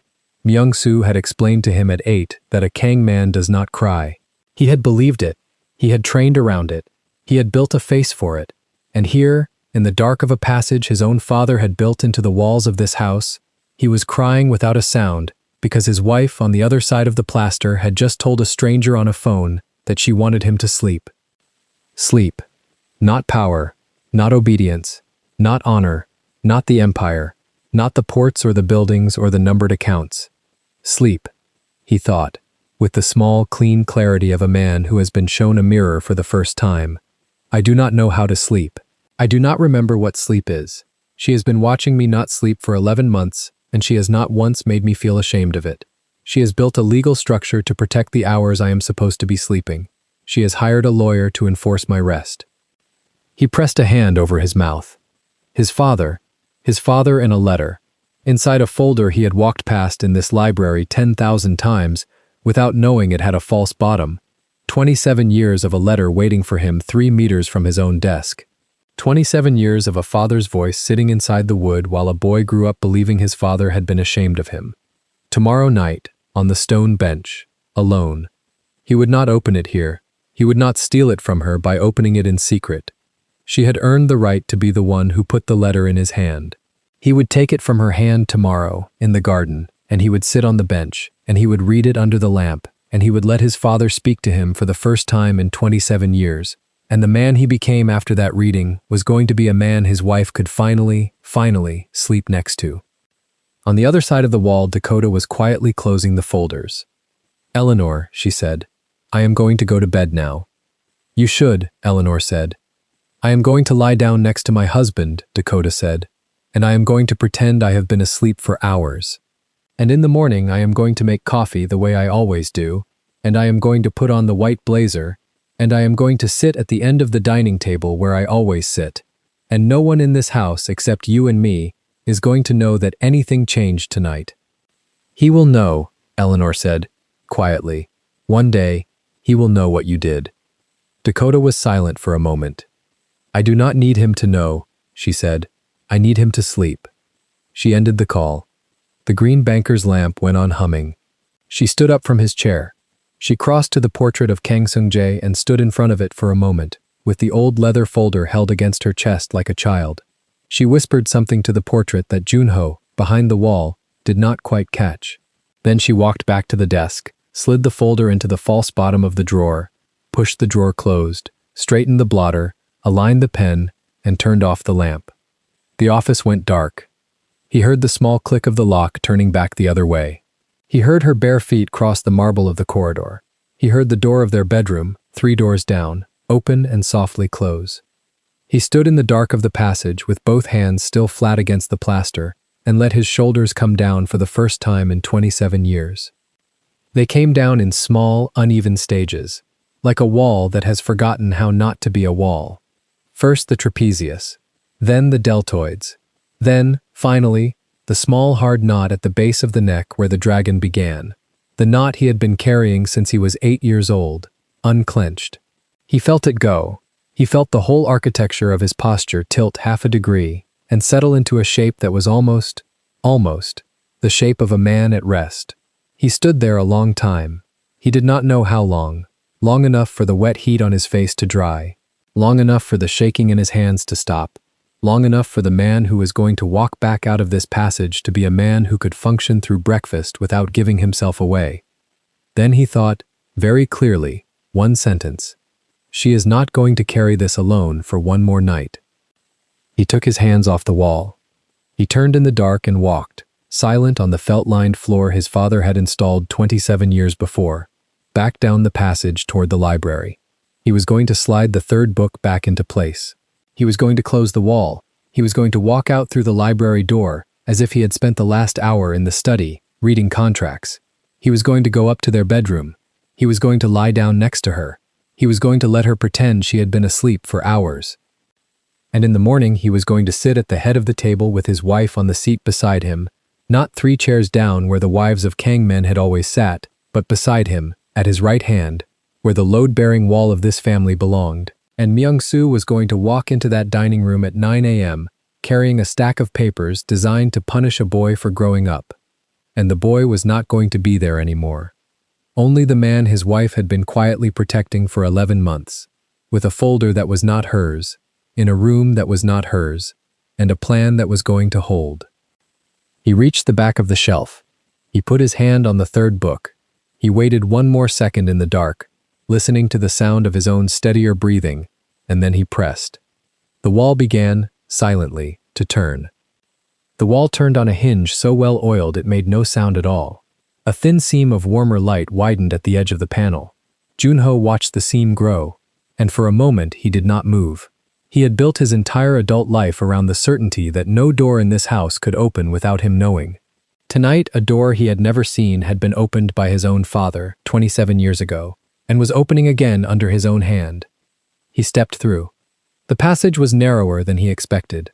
Cold stone on both sides, a runner of dark carpet at his feet, a single copper wall lamp burning low above his shoulder. 10 steps. He counted them without meaning to. At the end of the passage, the second panel waited, identical to the first, the back of the bookshelf that stood in his study. From this side, he could see the mechanism his father had installed, a simple lever disguised as a bracket. Beside it, at eye level, a small brass grill, no larger than his palm, cut into the shape of a plum blossom. Through the grill, he could hear her breathing. He put his hand on the wall to steady himself, and did not lean forward yet. He listened first to the room he had entered 1,000 times from the other side, the clock on the mantel, the faint hush of the humidifier under the desk, the soft crackle of an old leather folder being turned, page against page, and under all of it, the sound of Dakota exhaling slowly, the way she exhaled when she was making herself stop crying. He leaned to the grill. He could see the desk from an angle he had never used. The green banker's lamp threw its low cone of light on the blotter. The phone lay flat on the wood, speaker up, the small red dot of the active call pulsing like a second heartbeat. His wife stood on the other side of the desk with her back mostly to him, one hand flat on the leather folder, the other pressed briefly to her mouth as if to hold something in. Eleanor's voice came through the speaker, dry and careful. Dakota, before we end this call, I need to know what you have already done, not what you plan, what is already in motion. Dakota lowered the hand from her mouth. She did not answer at once. She reached instead for a small notebook she had brought in with the folder, a plain black notebook Junho had seen her carry to the market, and to the tailor, and to the small clinic on Fridays, where she volunteered 2 afternoons a month. He had never once opened it. He had assumed it was grocery lists and appointment times. He watched her open it now to a page in the middle, and he felt something inside his chest reorder itself without his permission. I have done more than he thinks, she said. Her voice was steadier than it had been 10 minutes ago. Whatever had cracked in her earlier had been set aside, folded carefully, put in a drawer she could open again later when there was time. Now she was working. Tell me, Eleanor said. Dakota's finger moved down the page. 3 copies of the full folder are already out of this house. One with your office, one with a firm in Seoul that has no history with the family, a woman named Han Ji-won who owes me a favor from the shelter, one in a bank box in Zurich in my name only, opened last spring under the excuse of the trip you all thought was for shopping. Each copy is sealed. Each copy has a written instruction naming the other 2. If any one of them is opened without the correct code, the other 2 are released to the press and to the prosecutor's office in Seoul simultaneously. Okay. There was a small silence on the line. Then Eleanor said very quietly, Good girl. I am not a girl, Eleanor. No, you are not. Continue. Dakota's finger moved down again. The 2 signatures Myung-soo needs for tomorrow morning are already blocked. I met with the notary 3 weeks ago. She is a woman whose sister my husband quietly paid the hospital bills for last year without ever telling anyone in this house, including me. I found out by accident. I went to thank her. She remembers. Any document Myung-soo brings her tomorrow that carries a Kang seal without my counter seal will be refused, and she will phone me before she refuses it, so that I know the exact minute he tries. Behind the wall, Junho closed his eyes. He had paid those hospital bills 11 months ago. He had told no one. He had done it because a driver in the north garage had mentioned in passing that the notary's sister had a bad heart and no insurance, and he had thought, without sentiment, that a notary who was quietly grateful was worth more than a notary who was merely paid. He had filed the transaction under a shell name and forgotten it the same afternoon. He had never once considered that his wife might find the thread and follow it and turn it into a wall. Dakota kept going. There is an external auditor, a Canadian firm. They have been reviewing the last 4 years of the offshore accounts for 6 weeks, under a discretion clause. They finish on the 15th. Their report goes to 3 places at once. Your office. The internal compliance officer that Myung-soo believes he owns, but who I bought back 2 months ago, with a personal conversation that did not involve money, and a sealed envelope in the desk of my husband, marked only with the date. You bought a compliance officer with a conversation. I told him what his mother said about him at a dinner he was not invited to. He cried. He is ours now, not because he owes me, because someone finally treated him like a son. Eleanor made a small sound that might have been a laugh in another life. And the emergency clause. Signed, notarized, filed in 3 jurisdictions. If anything happens to my husband, anything at all, including a sudden illness that a Dr. Myung-soo has ever spoken to signs off on, the entire estate passes into a blind trust administered by your office for 1 year while an independent investigation is conducted. Myung-soo cannot touch a single one. Neither can I. That was the point. I did not want anyone to look at that clause and think I benefited. You wrote yourself out of it. Of course I wrote myself out of it. Behind the wall, Junho put his forehead against the cold stone. He had spent 11 months building a small, careful cage around his wife to keep her safe. And while he was building it, she had been building a fortress around him, brick by brick, using materials he had not known she could lift. She had learned the language of the family without a teacher. She had learned the paper trails. She had learned the names of notaries and the schedules of compliance officers and the shape of an emergency clause that could survive a coroner. She had done all of it in the hours he had assumed she was reading, or shopping, or resting. Every silence he had thanked her for had been a scaffold. Dakota turned a page in the notebook. Her voice softened, but did not weaken. Eleanor, there is one more thing. I need you to hear it before tomorrow. I am listening. I do not want the empire. The pause on the other end was long enough for Junho to hear the humidifier click over. Say that again, Eleanor said. I do not want the empire. I am not doing any of this to move him aside and take a seat at the table. I am not doing it to be photographed at a signing. I am not doing it because I want the Kang name to mean my name. If tomorrow ends the way I have designed it, my husband stays exactly where he is. Myung-soo goes. The structure holds. And I go back to the garden and to the small clinic on Fridays and to the notebook that no one in this house has ever asked to see. I do not want a title. I do not want a chair. I do not want a photograph. Then what do you want, Dakota? Dakota set the notebook down on the desk. She placed her palm flat over the closed cover. When she spoke, her voice was very quiet and very clear, and every word came out already shaped, as if she had been rehearsing this sentence in the dark of their bedroom for a long time before she ever opened her mouth for anyone else. I want him to sleep one night without thinking he has to earn the right to breathe. Behind the wall, Junho stopped breathing. He had not known, until that sentence, that he had been earning it. He had believed the tightness in his chest was discipline. He had believed the way he woke at 4 every morning with his jaw already clenched was the price of the seat. He had believed the small ritual he performed at the mirror before dressing, the count of 3 long breaths before he allowed himself the day, was a private strength. His wife had watched him do it every morning for 11 months without saying a word, and she had understood it for what it was, and she had gone to work. He set his palm flat against the panel where the small brass grill was. He did not push, he only touched. The metal was warm from the room's air on the other side. Under his hand, he could feel the low vibration of her voice traveling through the wood. Eleanor's voice came through the speaker again, and it was the first time all night that the old lawyer sounded not careful, but moved. Dakota, listen to me. In 41 years of practicing law for this family, I have never once heard anyone in this house use the word want without a number attached to it. What you just said is the first honest sentence I have heard cross that desk. When you walk into that meeting tomorrow morning, walk in with that sentence in your mouth. Do not soften it. Do not translate it. Say it exactly the way you just said it, and let the room adjust around you. I will. One more thing. Yes. Your husband should hear it too. Not tomorrow. Tonight. Before he decides who he is in that meeting. He needs to know he is married to a woman who does not want a chair, so that when the chair is offered to her, he understands why she refuses it. Otherwise, he will spend the rest of his life waiting for her to change her mind, and that waiting will eat him from the inside worse than the uncle ever could. Dakota was silent for a moment. Her hand slid slowly off the notebook. He is not home yet, she said. Behind the wall, Junho pushed the lever. He did it before he had decided to do it. His body moved ahead of his mind, the way it had moved in a warehouse in Incheon at 22, when a gun had come up 2 seconds before a thought could. The panel turned. Warm light spilled over him. The smell of the study, cedar and old paper, and the faint trace of her jasmine soap on the air, hit him all at once. He stepped into the room. Dakota did not scream.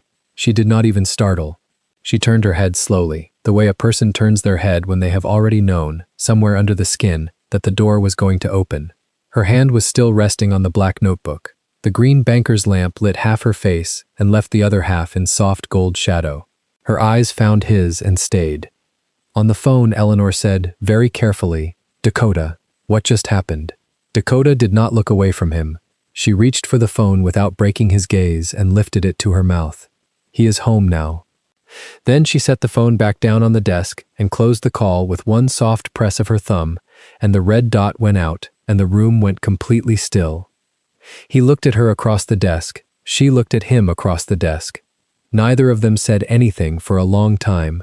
He could hear the clock on the mantel counting the seconds, and he did not want to count them. He had entered the room with no plan. He had crossed 27 years and 10 stone steps and a hinged wall his father had built with his own hands, and he had arrived on the other side without a single sentence prepared. She spoke first. Her voice was very gentle. "How long?" "From the beginning. All of it. All of it." She nodded once. She did not cry. She did not apologize. She did not ask him if he was angry. She only looked at him with a steadiness he had never seen anyone use on him before. Not his father, not his mother, not the men who had tried to kill him, and she waited. He looked down at the desk. The leather folder lay open on the blotter, the yellowed papers stacked to one side, and beside them, a little apart, was a single envelope he had not seen before, cream paper darkened with age, sealed with a small circle of dried wax the color of old wine. On the front, in his father's handwriting, 3 characters. His childhood name, the one only his father had used, the one no one in this house had spoken aloud in 27 years. He did not move toward it yet. He said, without looking up, "You were carrying that in the pasta, down the corridor. That was what was against your chest." "Yes." "You have had it how long?" 6 days. "Where?" "Under our bed. Inside the box where I keep the letters my mother wrote me before she died. I thought that was the one place in this house you would never open without asking." He almost smiled. It was not a smile that reached his mouth. It moved somewhere behind his eyes and stopped. "You were right.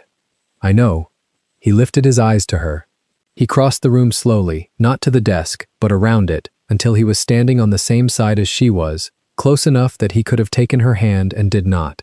He looked down at the envelope. He looked at his father's handwriting. He had not seen that handwriting since he was 8 years old. It was steadier than he remembered. Or perhaps he had been remembering it through the eyes of a child who needed it to shake. "Tell me," he said, "the sentence you just said to Eleanor, about me sleeping." She turned her face up to his. "I meant it." "I know you meant it. I want you to say it to me." She held his eyes. She did not perform it. She said it exactly the way she had said it into the phone, no softer, no louder, the words already shaped from a long time of being rehearsed in the dark. "I want you to sleep one night without thinking you have to earn the right to breathe." He closed his eyes. He stood there beside her with his eyes closed for what felt like a long time. He could feel the edge of the desk against his hip. He could feel the warmth of the lamp on the side of his face. He could feel, very faintly, the brush of her sleeve against the back of his hand, where she had not quite touched him and had not quite moved away. When he opened his eyes, he looked down at the envelope again. "I am not going to open it tonight," he said. "No. I need tomorrow first. I need to walk into that room the way I would have walked in if I had never seen this envelope. I do not want him to see me and think I have already been given something. I want him to see me exactly as I was yesterday, and then I want him to watch me become something else in front of him, without any help from a dead man." Dakota nodded slowly. "That is the right order," she said. "You planned it that way." "I planned every order in this folder. I did not plan the wall." "No one planned the wall. My father planned the wall." She looked at the open panel behind him, at the narrow passage still lit by the low copper lamp, and something moved across her face that was not quite a smile either. "He was a careful man." He was a careful man who I have been calling a coward every morning at the mirror for 27 years. You did not know. That is not going to be enough. Not for me. Not yet. She did not argue with him. She only reached across the small distance between their hands and laid her fingers over his, just her fingers, not her palm, and left them there. He looked at their hands. Her rings caught the low light. The thin gold band he had put on her finger 4 years ago. The small pale pendant at the base of her neck moved with her breathing. He had bought her that pendant on a Sunday in the 2nd month of their marriage.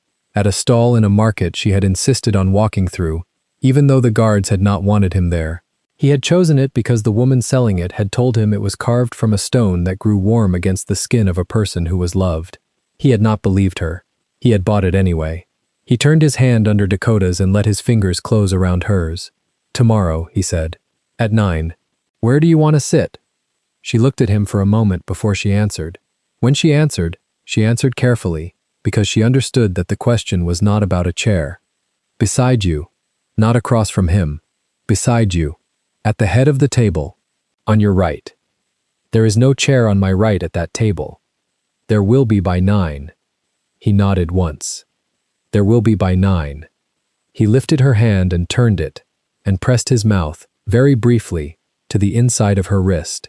Not to the ring, not to the knuckles, to the soft place where the pulse ran, where he could feel her heart doing exactly what it had been doing this whole night, steady and unafraid, and a little faster than usual, working. Then he let her hand go. He crossed back to the panel in the wall. He looked once at the passage his father had built. He put his hand on the lever. He looked back at his wife, standing behind the desk in the green lamplight, with the folder open beside her, and the sealed envelope waiting under her palm, and the black notebook closed under her fingers. Dakota. "Yes. Thank you for the 11 nights." She did not answer with a word. She only lowered her head. Once, the way a person lowers their head in a room where something has finally been named out loud, after a long time of being carried in silence. He pushed the lever. The panel began, silently, to turn. He stepped through into the narrow passage and let the wall close behind him, and he walked the 10 stone steps back the other way, and this time he did not count them. At 9 the next morning, the long dining room was already full when Kang Myung-soo arrived. He arrived 1 minute late on purpose, the way he had arrived 1 minute late to every family meeting since Junho was a child, so that the room would already be turned toward the door when he walked through it. He walked through it now with his charcoal suit brushed and his burgundy tie centered, and his gold-rimmed glasses catching the morning light off the eastern windows. And he stopped 1 step inside the room, because the room was not shaped the way he had left it. At the head of the long table sat his nephew, exactly where his nephew was supposed to sit. On the right of his nephew, in a chair that had not existed the night before, sat Dakota. She wore the white top he had seen her in 100 times, with the light-structured white blazer over it, and the small pale pendant resting at the base of her throat, and her hair parted cleanly down the middle and falling in defined curls on both sides of her face. Her hands were folded on the table in front of her, one over the other, the thin gold band visible. The black notebook lay closed under her left hand. In front of her, angled slightly toward the room so that the screen was visible to everyone but did not require anyone to lean, was a laptop, and on the laptop, in a small window, sat Mrs. Eleanor Vale in her New York office, the shelves of legal books behind her, her silver hair catching the morning sun of a different time zone, her hands folded exactly the way Dakota's were folded. Myung-soo's smile did not reach his eyes. It never had. "Nephew," he said, in the smooth, low tone he had used at the last 27 years of family meetings. "You have rearranged the room." "I have," Junho said. He did not stand. He did not raise his voice. He looked at his uncle across the length of the table, with the same cold, observant gaze he had used on strangers in warehouses in Incheon at 22. Only now the gaze was steadier, because the man he was looking at was not a stranger, and had never been. "Sit, uncle. There is a chair at the other end for you today." Myung-soo's eyes moved to Dakota, then to the laptop, then to Eleanor's small face inside the window. His smile did not change, but the muscle beside his jaw moved once. "Mrs. Vale, this is a family meeting." "It is," Eleanor said. Her voice through the laptop speaker was dry and clear. "That is why I am attending." Myung-soo walked slowly to the far end of the table. He did not pull out the chair. He stood behind it, with his hand on the back, the black onyx ring on his pinky catching the light. "Nephew, what is this?"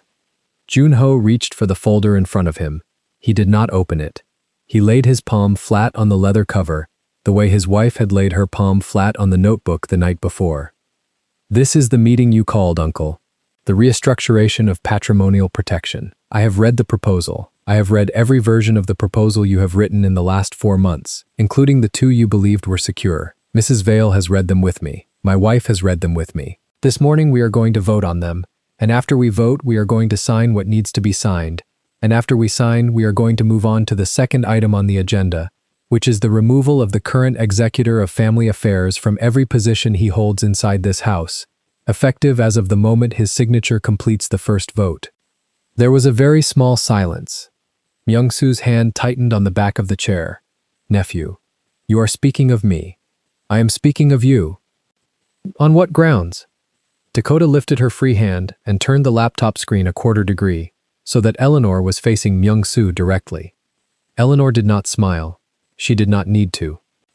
"On the grounds," Eleanor said, "of documents that Mrs. Kang has been collecting for 11 months, that a Canadian auditing firm has been verifying for 6 weeks, that a compliance officer inside your own network signed off on 2 months ago, and that arrived on my desk in New York in sealed copies before your car left your house this morning. On the grounds, Mr. Kang, of a paper trail that begins in 1999 and ends this morning at 8:14, when the notary in the 4th District refused to accept the 2 signatures you asked her to notarize on your way here. On the grounds, most simply, that you have been running this family against the interests of the family for 27 years, and this morning is the morning it stops." Myung-soo did not sit down. He looked at Junho. He looked at Dakota. He looked at the laptop. He looked back at Junho. For a moment his face was very still, and in that stillness, Junho saw, for the first time in his life, the shape of the man his father must have seen across a similar table in a different year. "Nephew," Myung-soo said, very softly. "Sit down, Uncle," Junho said. "You are going to want to be sitting for what happens next." Myung-soo sat. The removal took 43 minutes. There was no shouting. There was no violence. There was no gun on the table. There was only paper, and Eleanor's calm voice through the laptop speaker naming each document as it was signed, and Dakota's steady hand passing each page down the table to the notary who had arrived at 8:58, and Junho's dark eyes never once leaving his uncle's face. At the 44th minute, Myung-soo removed the black onyx ring from his pinky finger and set it in the center of the table without being asked, and Junho did not touch it. He only nodded, once, to the head of the household staff who had been standing by the door, and the ring was taken away on a small silver tray, and the room did not need to be told what it had just witnessed.